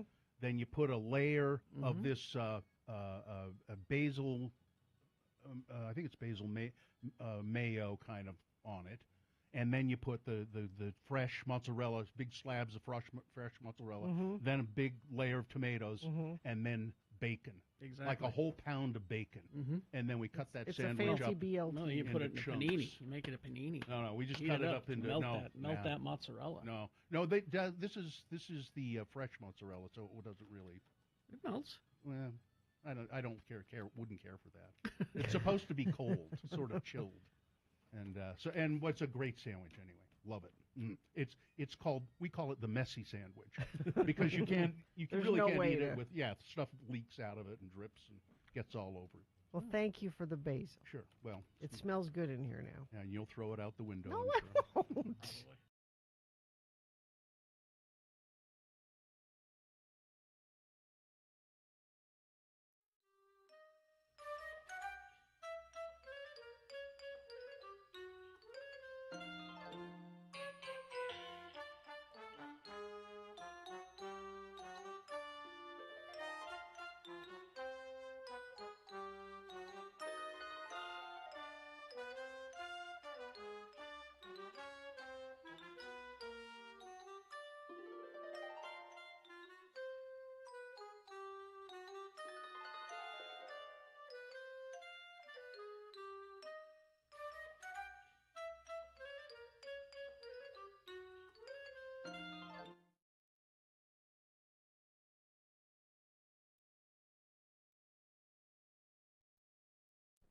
Unless we Utahns are diligent, our taxes will be raised without our knowledge. Did you know that right now there's an organization who thinks they know better than you how to save Utah schools? This group wants to raise your taxes. Wouldn't you agree that's just not right? Well, so does Republican Representative Arthur McCarty from Roadside Table, Utah. He began the group opposed to the suggested 10-cent Jello tax. Citizens against People for Alternative Revenue Tax Income believe that not only is the proposed Jello tax wrong, it's also cost prohibitive. The state would have to establish a Jello commission and then open costly state-run Jello stores. Then it's only a matter of time before racketeers would begin smuggling in gelatin from neighboring states. Taxing green gelatin would also place an unfair burden on those people who mostly buy this product. Large LDS families, already on a tight budget, would end up paying for a greater portion of public education than would people with no children at all. And that's just not fair. Hello, I'm Republican Representative Arthur McCarty. Please call your state legislatures and tell them to vote NO on the green Jello tax. It's time to get big government off our backs. Paid for by Citizens Against People for Alternative Revenue Tax Income.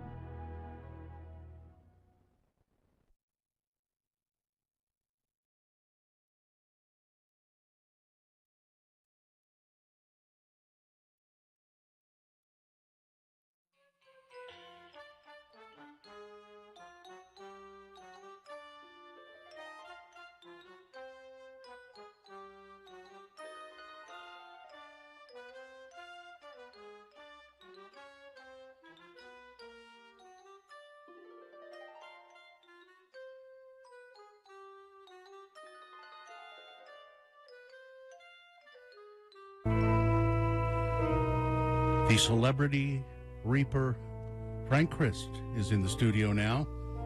He just appears on his electric scooter, just poof, and there he is. Not even a cloud of smoke or anything. You just appear. That's weird. If you could hear the sound, it's not necessarily a poof. It's more of a bamf. But you can't hear it. So. No, I can't. No. I can't. It's a spectral kind of sound. Oh. Only certain microphones can pick them up. So, Frank, you talk about the home office. Yes. That you get messages from on your beeper, your pager, from the home office, and they tell you so-and-so, such a celebrity has just passed away. Exactly. And they know you're going to cry. Yes. Oh, that's part of it. That's the cruelty. But it's the curse. They say it's passed away. They passed away. Go get them and take them to Hades, to hell. Who is it that tells you to do this? Well, that's an excellent question. At the home office. I've been doing this job since the 20s and 30s. Yeah.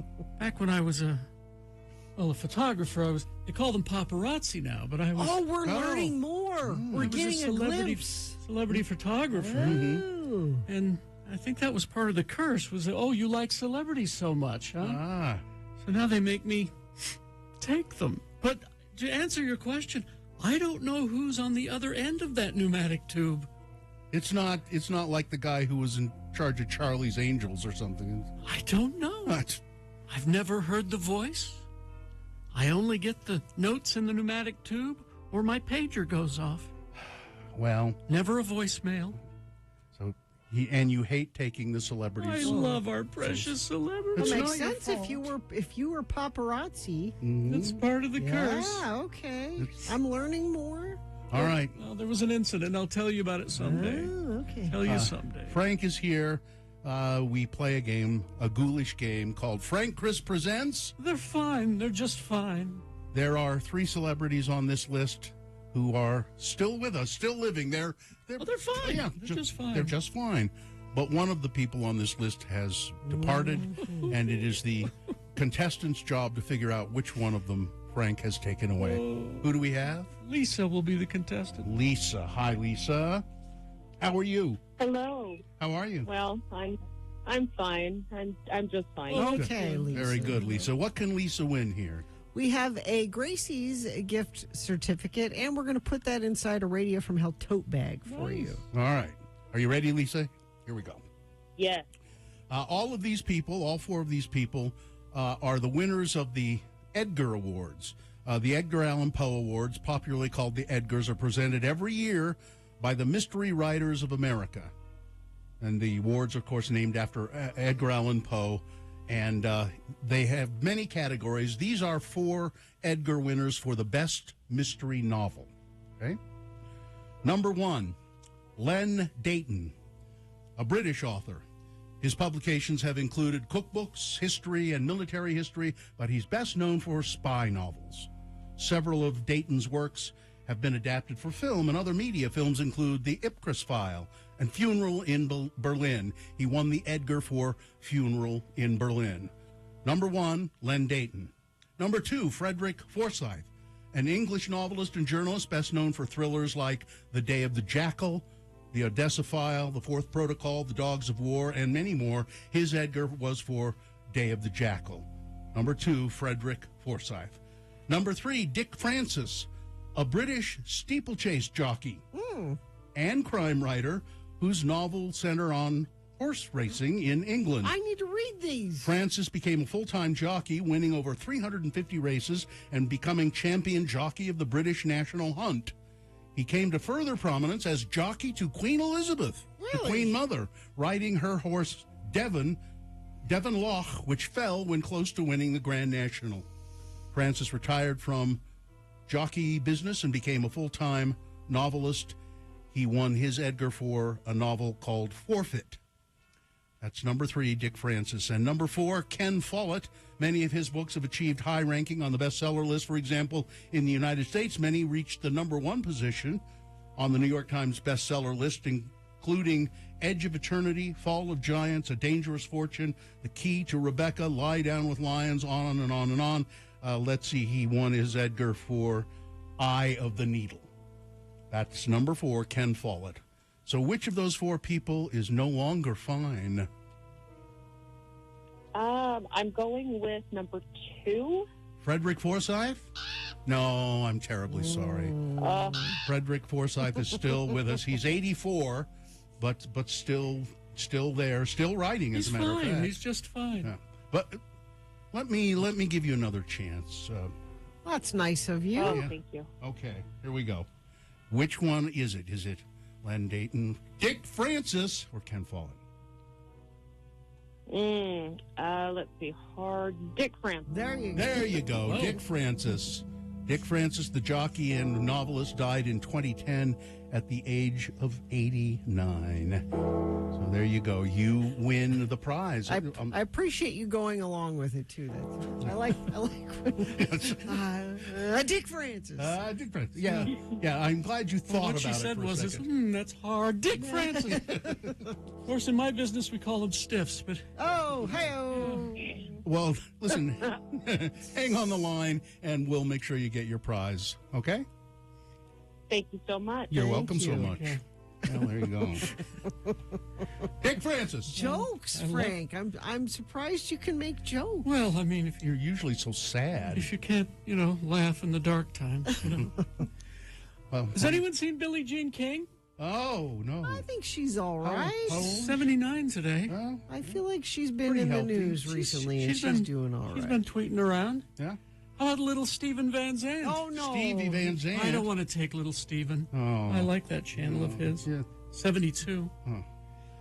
Jamie Lee Curtis is fine, I know. I saw her in that Halloween movie. You go to the movies? Well, I have Peacock. Well, and you do love the celebrities, so of course I do love the celebrities. I got to keep up on the celebrities. Bet you're excited about this new Avatar. Oh, there's so many celebrities in that. Ooh, I can't wait. Oh, he's I'm gonna go get ready right now. All right. Goodbye, everybody. Goodbye. Goodbye, Frank.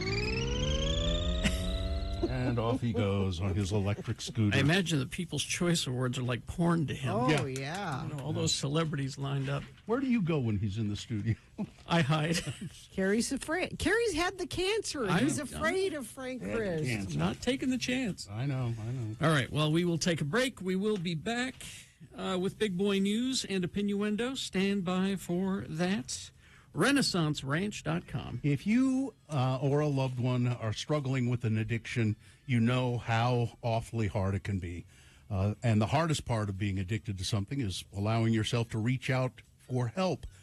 But the help is there. Renaissance Ranch Addiction Treatment Center is there. It is one of Utah's premier drug and alcohol treatment facilities. And their program is designed for male patients specifically. They combine evidence-based clinical research and judgment-free faith-based healing approaches to treating addiction. They offer residential and outpatient services for your treatment. And they're staffed by some really amazing people who have been addicts themselves.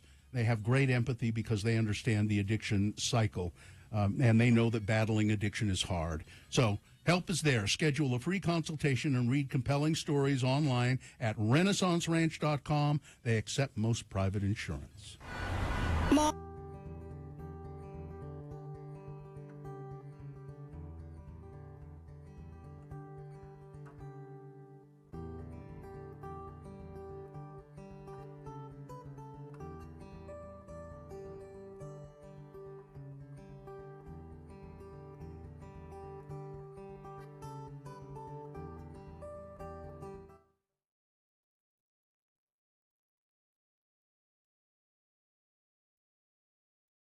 It is the 23rd century. Humans have left the lowly confines of planet Earth and have sought their destiny among the stars.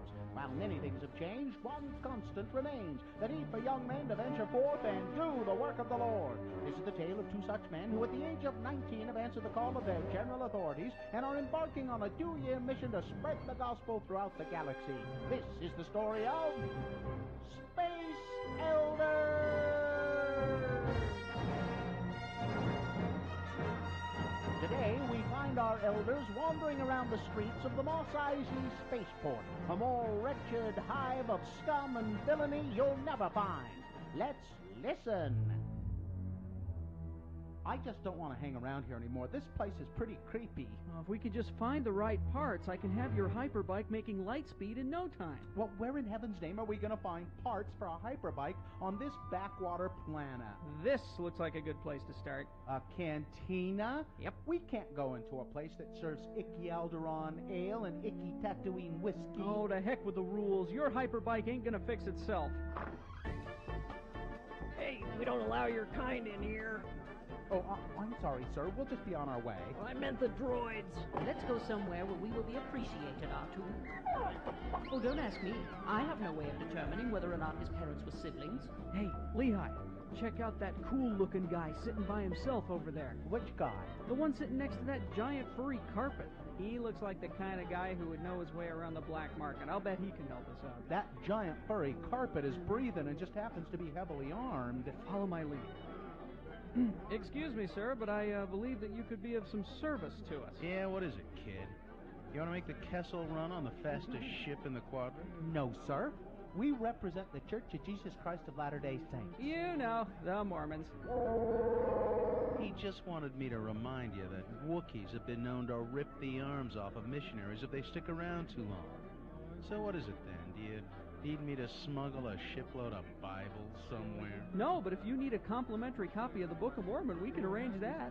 All I need is a charge blaster by my side. I ain't putting my faith in some hokey old religion. Well, I believe that you would find the Book of Mormon to be more powerful than any blaster, and it serves to recharge us rather than us needing to recharge it. Yeah, whatever you say, kid.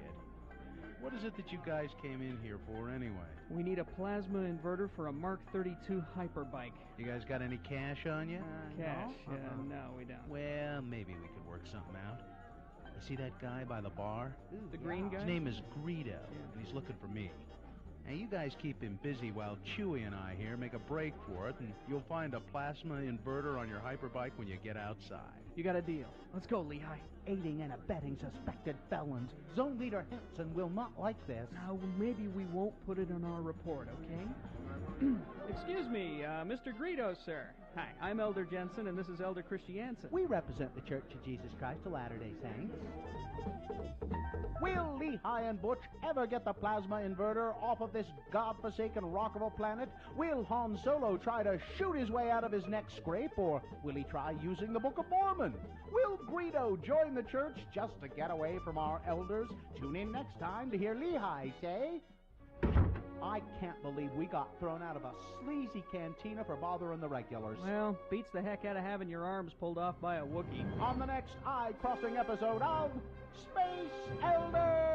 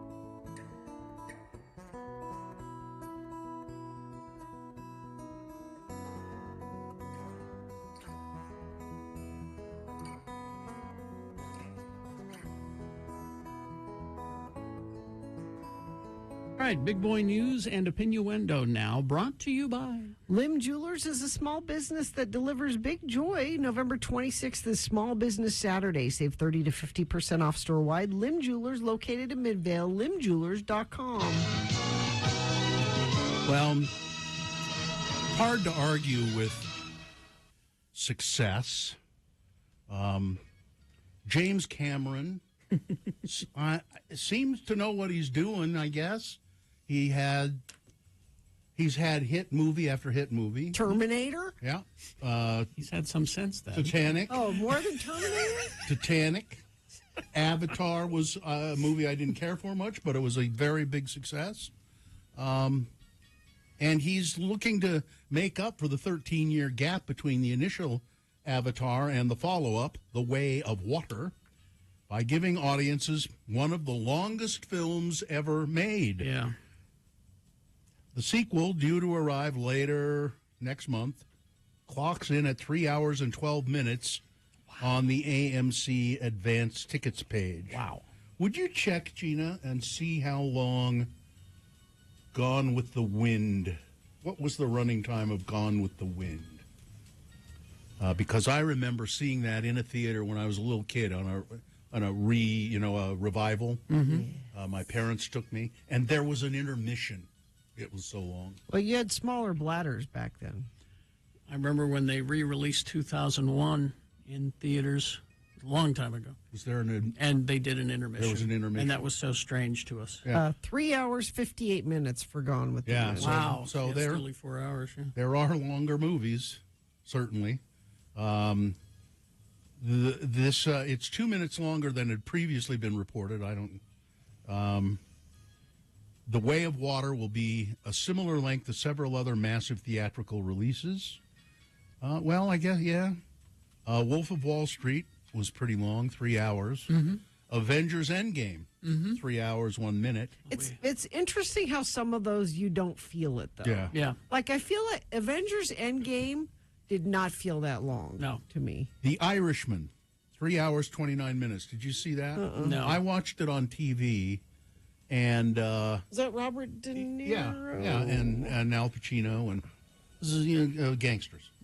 Pacino playing Jimmy Hoffa, and it was it didn't feel long to me, but it was on TV, and I probably took some breaks. Yeah, like Zack Snyder's Justice League. It's 4 hours, but it didn't feel like that because I took breaks. Yeah. I watched an hour at a time for 4 days. It was like a mini-series kind of thing. Dances with Wolves, 3 hours, 1 minute. King Kong, I assume they mean the remake. with Jack Black, that one? Yeah. Yeah. 3 hours, 7 minutes, and it seemed like it was 6 hours to me. That was pretty bad, I thought. Oh, but when he was playing in the snow? No. It was so fun. No. He really liked that girl. Godfather Part 2. That's a long one. 3 hours, 22 minutes. Apocalypse Now. That's 3 a long hours, 22 minutes. Yep. Lawrence of Arabia, 3 hours, 38 minutes. And is that just a regular version of Apocalypse Now, or is that the redo? I think that's just the regular. Because the redo added many scenes, so it was probably easily another 15 minutes longer. So there is precedent, certainly. Yep, And I guess he probably knows what he's doing. Yeah. Todd and Julie Chrisley. I never really, they were This is a reality star. show, but I've only heard about them in the context of this. Being criminals. Yeah. On Monday, U.S. District Judge Eleanor L. Ross sentenced Todd Chrisley to 12 years in federal prison for bank and tax fraud offenses. Julie Chrisley to 7 years, according to a news release from the U.S. Attorney's Office.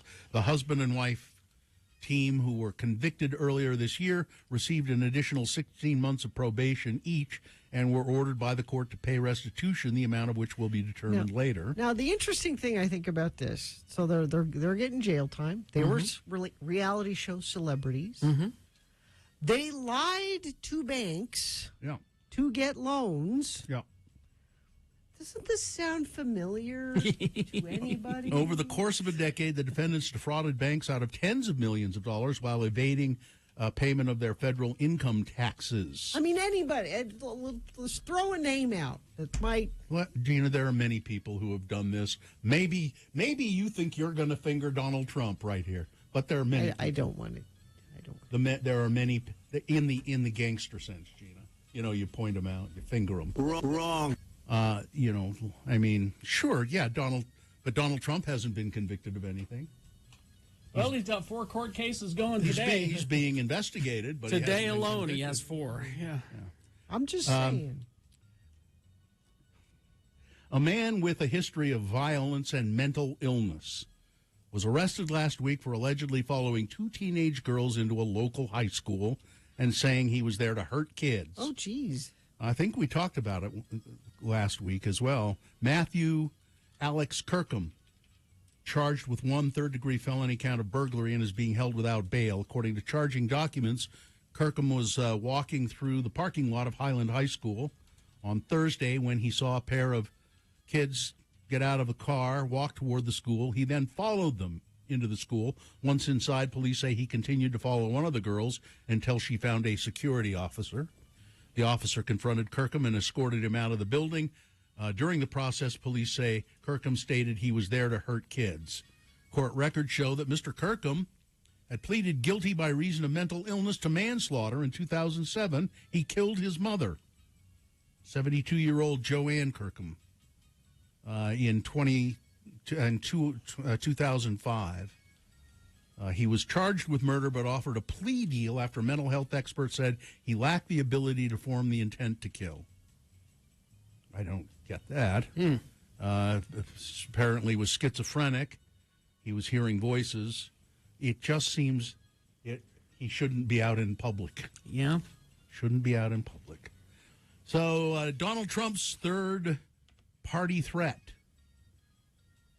There is fear, the Republicans are afraid that he will, if he doesn't get the Republican nomination, he'll run as a third-party candidate. Good. Excellent. Do it. I think that'd be great. Yep. They want to kill our cows. It would be great because, well, then no one would win. Yep. I like the idea. Let's encourage him. If you've taken a walk in Liberty Park recently, which I'm sure you haven't, but you may have noticed something out of the ordinary. The park's pond is completely or noticed that. Yeah. Or almost completely empty. Really? Yeah. Dozens of geese and ducks have congregated around the narrow, shallow stream at the bottom of the pond. What do we do? Some were swimming. Most are just standing on one foot in the water. The pond was drained in order to repair a gate that regulates its water levels. So there you go. It'll be back. All right. Weather? So we still have that gunky air today, bad air quality. Hopefully tomorrow there's a little bit of a storm system coming through that's supposed to mix things up just enough, not to get snow or anything, but to make the air quality a little better. High of 44 today. Overnight low of 28 tonight. Big O's Black Friday savings are here. Save $140 instantly on Michelin tires now through December 4th. Big O Tires, the team you trust. Stockton 12 Honda. They are a rock of, solid in the community, a car dealership as you could ever hope for.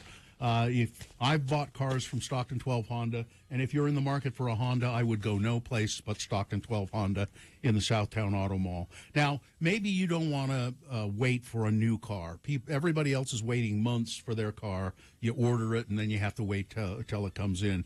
You can get a quality used car at Stockton 12 Honda today. Stockton 12 has access to over 4,000 used cars. They can pull from dealerships and stocks nationwide, so you're bound to find something that you like. Stockton 12 Honda's been in business and serving the community for decades. They are committed to doing the best when it comes to dealing with cars, and I think you'll like them. Stockton 12 Honda, located conveniently in the Auto Mall in Sandy on Auto Mall Drive.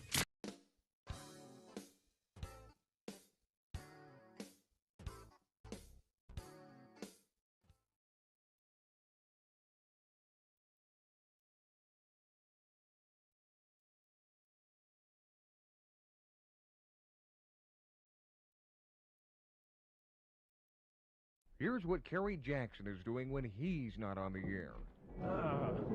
Yes, Mr. Jackson, thank you for coming into my office.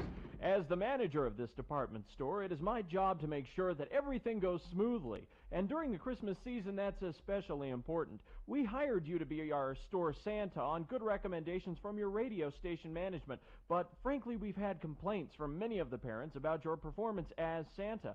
Now, how do you begin each visit with a child? Well, first off, I have them shake my hand. Shake your hand? Yes, I'm the hand-shaking Santa. You don't let the children sit on your lap? No, the hand-shaking Santa wouldn't do that. And do you have any idea how germy little children are? You know what I really hate is that little kid smell. You know the smell I'm talking about.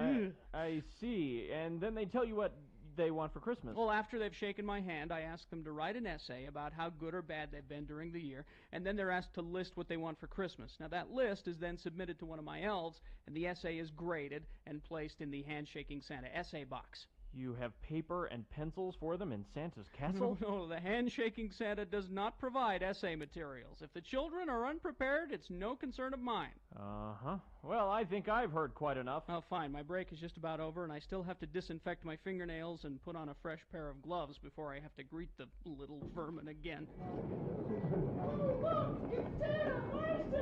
Get away from the Handshaking Santa, you dirty, dirty little children. Oh my God. Miss Johnson, would you call the radio station we hired this Santa from? We need a replacement immediately. Here's what Bill Allred is doing when he's not on the air. Ho, ho, ho, ho, ho, ho, ho. Welcome to Santa's castle. Merry Christmas. Santa, why are you lying on the floor? I'm the leg wrestling Santa. Tell me what you want for Christmas. Well, I want the White Power Ranger and the Nerf Ball Zuka. All right then, Sonny. Lie down here right next to me. You do know how to leg wrestle, don't you? Oh, yes, Santa, but couldn't I just sit on your lap? Oh, no, the leg wrestling Santa wouldn't do that. All right now, Sonny. If you beat me, then you'll get everything you asked for. Okay. If not, you'll get a lump of coal in your stocking. And an orange. Oh. Here we go. Okay. 1, 2, 3.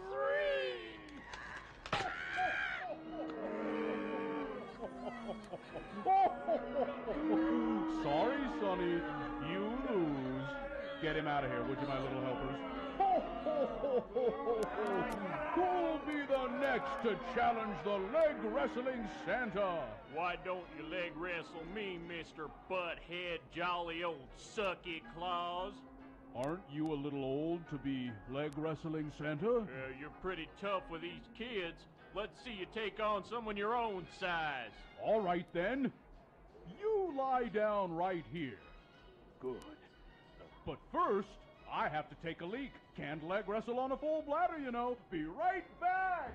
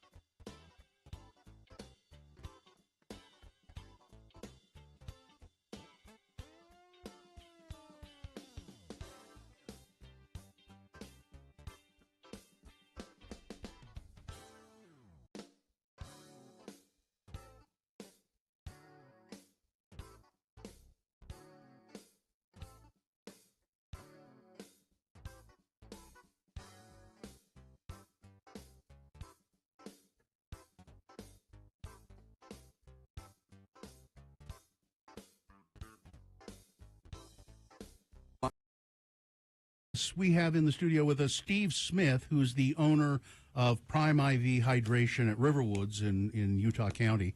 And hi, Steve. How are you? Great. Thanks for having me. Pleasure. Now, first of all, let's get into, I went to the place, really nice facility, very nice professional atmosphere, great people working there, and, they know what they're doing. They're sharp and, so this idea of IV hydration and putting vitamins and so forth directly into your bloodstream, what made you want to get into that business? I mean, what did you see in it? Yeah, so I've always loved helping people. That's our main goal, is to help people live, feel, and perform better. Mm-hmm. And so people only, when they take supplements, they're only absorbing 30% max. Mm-hmm. So when I first heard of IV hydration and how your body can actually take the vitamins and absorb 100%, I said, why isn't everyone doing this? This is amazing. So as I've opened this spa, I've really seen people's lives change, and that's what I'm in business for, is to see people change. It's an interesting experience. Now you don't do it every day. No, generally like what, once a month is what? Once to twice a month is what we recommend. Yeah, and you have these dangerous massage chairs. I mean, if you're not careful with that thing, it can eat you up. Yeah. These are full body zero gravity massage chairs that our customers love. They're amazing. And yeah, they're great. But they can do some work on you. When it first started, I said, this is too hard, and Cheyenne said, "Oh, here, let me adjust that for you." Yeah. It's very relaxing. It takes about what, 40 minutes? Yeah. So we say a lot. 40 to an hour. Mm-hmm. 40 minutes to an hour just for your first time. Every time after that, 40 minutes. Mm-hmm. Pretty quick. Yeah, because there's a pretty extensive questionnaire. Yeah. For the first time, you have to answer a lot of questions about what kind of medications you take and all of that. And Cheyenne is a nurse. Yes, all my employees are nurses. Oh, Berkeley is too? Berkeley is too, I didn't yes. know that. And then you offer these cocktails, as you call them. Yeah. Talk about that a little bit. Yeah, so our cocktails, our drips, we have drips that help any kind of need. So we have drips that help with weight loss. We have drips that help with muscle pain, backache. We have drips that help with weight loss and depression, anxiety. We have a drip for everyone. We also, what's really cool is we make the drips as the customer comes in, and we can customize for anyone's needs. So if someone's like, hey, I am really lacking on energy, well, let's give you a really good boost here. Give me a little extra B12, will you? Right, exactly, yeah. Fill me up. Yes. So Prime IV Hydration at Riverwoods, talk about how you get there. I mean, how do you find it? Yeah, so we're in between Provo Beach and R&R Barbecue, so north parking lot. You can't miss us. We got these big blue awnings. You can't miss us. The Riverwoods. Yes. And then what's the best way people can find out about it just online? Yeah, so PrimeIVRiverwoods.com is a great way. Okay. Or just typing in Prime IV Provo on Google. You'll find us. Click on it. It's really easy to make an appointment, or call us. Just simply call us, and we'll get you scheduled. We'll get you feeling better. Okay. Steve Smith, thanks so much. Prime IV Hydration at Riverwoods. Go to Prime. Just Google Prime IV Provo. Yes, that's and you'll right. Find it. That's right. Thank you. Thank you so much. Sure. Thank you, Steve. Talk to you later. We'll take a break. We'll be back crawling towards the exits. Stand by for that. Salt Lake Film Society, slfs.org, or better yet, just go right to where you get the tickets, slfstix.org. You want to start feeling better, go to a movie. Get out of the house and go to a movie. I bet you haven't been to one for a while. It's kind of fun. They do new movies, of course, but they play old movies that your favorites. Maybe some of them you haven't ever seen on the big screen, like Casablanca. They're having that. Guess what they're going to have in December? What? Die Hard. Well, go see Die Hard on the big screen. Yeah, there you go. Now, the way you get tickets now, I don't think there's a box office at all there anymore. You go to all online. You go to slfs.org/tix. TIX. Well, slfxtix.org. Oh, I'm sorry. Yes. It's right there. It's slfstix.org. Yeah, no slashes or nothing. And buy your tickets that way and your concessions and support the Salt Lake Film Society. And now.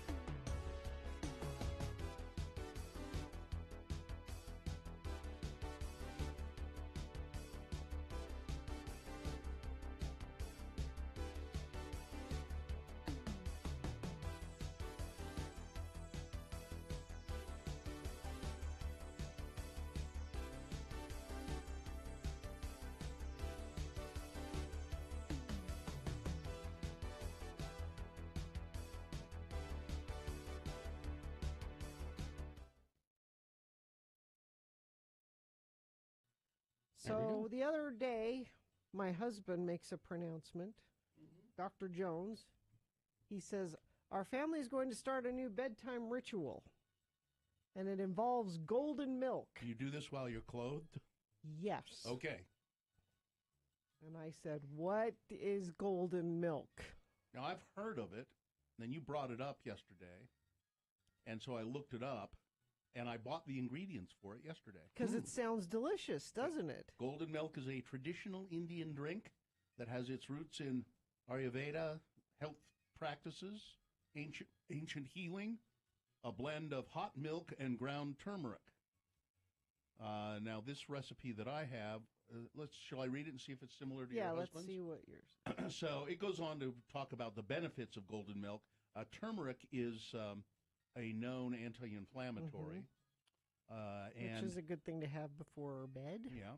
So you take a cup and a half of light coconut milk. Canned is best, but carton works fine, that says.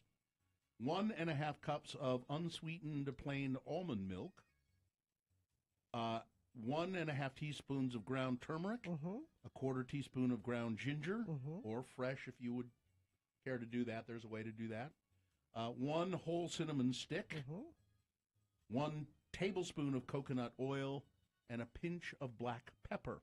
Then sweeten it with anything pretty much you like. It suggests here coconut sugar, stevia, I guess stevia is like non-caloric. Yeah. Right? Or maple syrup, which sounds kind of good to me. We did honey with ours. And then you just put it all together in a pan and heat it up and then drink it. And a twist of black pepper, which sounds kind of weird. No, that's what I read that. Yeah, to finish it on black on the pepper. top. Sounds And good. It's so you've bought it. You haven't made it yet. I bought all the ingredients. I was going to make some last night, but I didn't do it. It was delicious. However, it has turmeric in it. Yeah. Which stains everything it touches. Yellow. And I said to Mohammed, you have to drink this at the counter. You can't carry it into the living room. You can't take it to your room. Yeah. Your golden milk has to be. And he said, well, I want to go sit by the fire. And I can see what, because, you want to sip a little hot drink by the. No. You have to sit. And so did he? He did. Okay. And managed to stay in things anyway. And we all finished our golden milk, and we all liked it. There's something about it's the old thing of having a warm milk before bed. It says here it's creamy, comforting, coconutty, and it has a ginger infused, slightly spicy and sweet flavor. It's delicious. But I looked at all of our cups after. Yes. And they were all orange. No, you need to use black cups.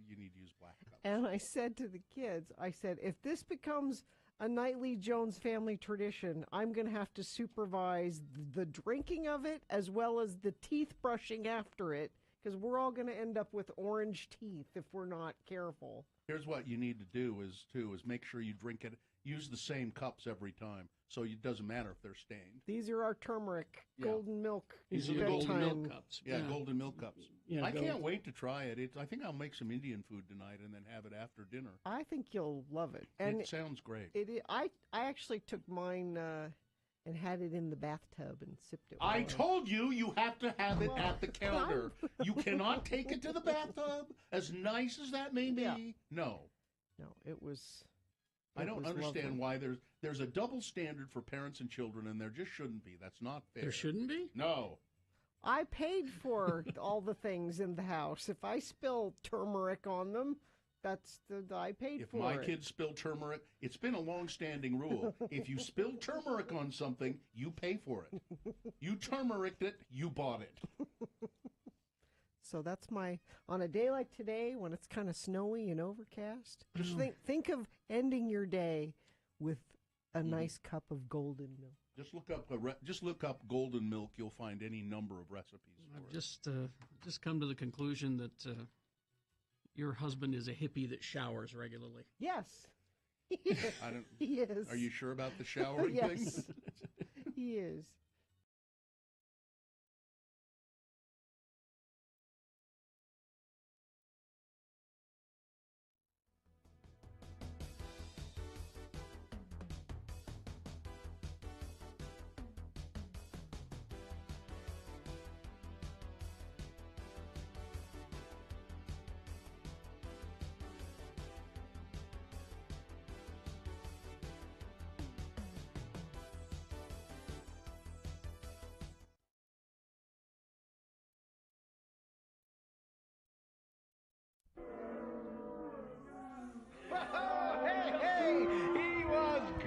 wasn't he, ladies and James? Pegleg Johnson, the one-legged stand-up comic. We're going to have him back real soon. Now, don't go away, folks, because in just a few minutes, you're going to be laughing your butts off with our headliner, Gallagher! Gallagher! You know, the guy with the watermelons? Yeah, well, anyway, it's time for a special treat here at Bananas, the best comedy club in a shopping mall in downtown Sheboygan. Please welcome the comedy stylings of Little Tommy Little, the 3-year-old stand-up comic! Thank you, folks. It's great to be here. Now, stop me if you've heard this one. Why did the little moron saw his toilet in half? Get off the street! I'm sorry. Uh-oh. Uh-oh, mister. What? Mister, is that a bug in your drink? Where? Made you look, made you stare, made you lose your underwear, stupid head booger face.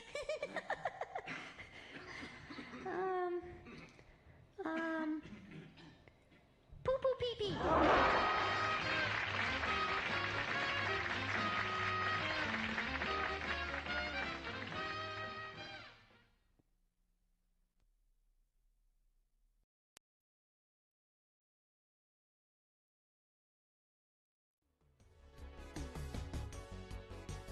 Yesterday, I think, right? Yeah. Trent Reznor said he's leaving Twitter due to, quote, what he called the arrogance of the billionaire class. Oh, I hear that. Well, let Marjorie Taylor Greene back on. Mm-hmm. Yep. I'm hanging in there no matter what. I heard somebody who knows Elon Musk posit why. So why is he doing this? Well, because he gets bored and he needs he complicates his life, whether intentionally or unintentionally. But he complicates his life and then tries to work himself out of it. That's why he has multiple kids with multiple women and probably yeah. Well, look at that Tesla stock dropping there, Elon. Are you still bored? Yeah, that's not good. Nope. But if this person was right, and it's somebody who's done business with him for years, an investor or something, but if that person is right, this is just what he wants. He's doing what he wants. My name is Wile E. Coyote. Genius. There you go. So yesterday, my mom said, "Can you drive me to Ogden?" The Sainted Mary Claire needed a ride? She needed a ride, and I said, sure. And she hops in the car, and she's holding her phone. She said, I'm in the queue to buy Garth Brooks tickets. Garth Brooks is coming to Vegas next year, and I want to go. Well, why did she have to go to Ogden to get tickets? Well, this is what she was doing in the car while I was I think that's why she wanted me to drive her, so she could stay on the queue. Because they give you a window of time to buy. Go back to Ogden, where you belong. Where did that come from? It's from that friend of the family show. Go back to Ogden, where you belong. Colin Hanks. I like that. But so she's never purchased tickets this way before. Mm-hmm. And what has she gone to the box office? Well, I don't know. It's just not all ticket purchasing events require you to get a code and wait in line and do all that. Yeah. Mm-hmm. And I said, well, now, Mom, do you have the app? Because the Ticketmaster app is easy when you have it on your phone. You have it's all your account information's loaded in. It's designed to work on your phone. Yeah. And she said, no, I was doing it through the browser on my phone. And I said, well, I would load the app. It'll make it all. But it'll talk to your phone easier. But she's already on the queue. Well, but she said, well, I don't have. It hasn't started yet. She was waiting for it to start. And so I'm driving, and she's like, is this how? And she keeps like leaning over with her phone. Is this how you put? And I said, Mom, I'm driving. I can't help you put the app on your phone. Just put the app on your phone, and it'll be. And so she said, does it need my credit card? And I said, well, to pay for the tickets, yeah. No, it's just going to give them to you. And so she goes through all of this and puts her credit card information in. And then she said, uh-oh. I said, what? She said, I don't think this is Ticketmaster. I said, what did you do? Did you go to the App Store and put the ticket? And she said, no, I just Googled Ticketmaster. And of course, there are 9 million phishing schemes because they're hoping.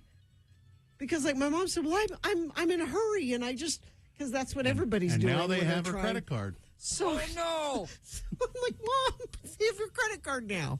It's probably being used as we speak. No. So then she's on the phone with the bank. Jeez. To cancel her credit card, but she's still worried about getting the Garth Brooks tickets. So she's trying to hurry the lady at the bank through the process of canceling her credit card. But she's got to hurry and get off so she can... Did you ever make it to Ogden? So we made it to Ogden. The entire time I was with my mom yesterday, she was on her phone trying to work all this out. Oh, my baby bear. But finally. Did she get... Now, wait. So, did she get the tickets finally? So she canceled her credit card. Right. All right. She's in the queue for Garth Brooks. But she couldn't decide where she wanted to sit. I'm like, Mom, just buy some. Don't. She said, well, I want an aisle seat. I'm like, just whatever ones pop up. Lord. Just buy them. And somehow she managed to buy 4 tickets instead of 2, to the tune of like $3,000. Ugh. And she's like, oh, I have 4 tickets now. That's happened to me before, buying things online. Like you click, if you click it just wrong. Yeah. And so I said, you'll be able to sell those. It'll be fine. But sugar booger. I know you all were worried that she didn't get her Garth Brooks tickets, but she finally got Did she get her business taken care of in Ogden? Oh, yeah. That was. We had to drop her dogs off at the. There were dogs in the car this whole time. 3 of them, because she has 3 King Charles Cavaliers. So you should have. Why didn't you add that into the story for more chaos? Come on. She's going out of town for Thanksgiving. I'm gonna send you to a story workshop. That's what I'm. Dogs should have been an integral part of this. Well, and this is a text question, and I replied with, "Is this a serious question?" And they replied, "Yes." So here's the question: why didn't she go see him when he was here 3 months ago? She did. What a dumb question! It's such the dumb question. What does it matter? She did see him when he was here, and I'm so proud of her because she said, this is going to be mine and Daddy Gary's Christmas gift to each other. We're going to take a trip to Vegas to see Garth Brooks. And I'm like, finally, you're like, no more like stuff. You're going to go do things. You're going to, I'm so proud of you for doing that as a gift. So, and yes, she did see him when he was here, and she'll probably go see him again. Oh, so this is for a show in Vegas? Yeah. He's not coming back here right away. I don't know. Although he comes here a lot. He's always touring. Yeah. He's practically a local. Yeah. But I know you all were worried. Well, and if you need a couple tickets, I know where I can. And how are the dogs? Are they okay? They like going to the kennel. They're fun. They were happy. Oh no! Yeah. What? She was boarding the dogs. She's going out of town for Thanksgiving. There are kennels in Salt Lake. She's been. Do you know where she goes? I brought Gibson Avenue. Yeah, right across from the old KJ, and she's gone there for years. Yeah, I forget who. Her name's Donna. Yeah. I used to use them to all Donna. the time. All right, let's do the promo and crawl towards the exits. Here, I'm gonna. Yeah, you might want to do that.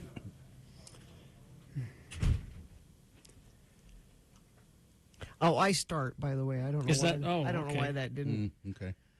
On Wednesday's Radio from Hell show features things that must go. Surely you folks have some Thanksgiving things that must go. Yeah, like fighting over the wishbone. Cold mashed potatoes. White meat. Dark meat. See, like that. Surely you have a Thanksgiving thing that must go. Send it to us, radiofromhell at x96.com. We'll make sure you have a harmonious holiday. My grandfather always wanted the tail. The tail. Yeah. What do you do with that? Chew on it. You eat it. He had a very politically incorrect name for it that I don't know if I could say. You probably shouldn't. All right, all business? We're good? Fine job as always, Katie. Live long and prosper, bitches. Don't you know who I am? Kids of all ages are jerks. Yes. Marcy is next.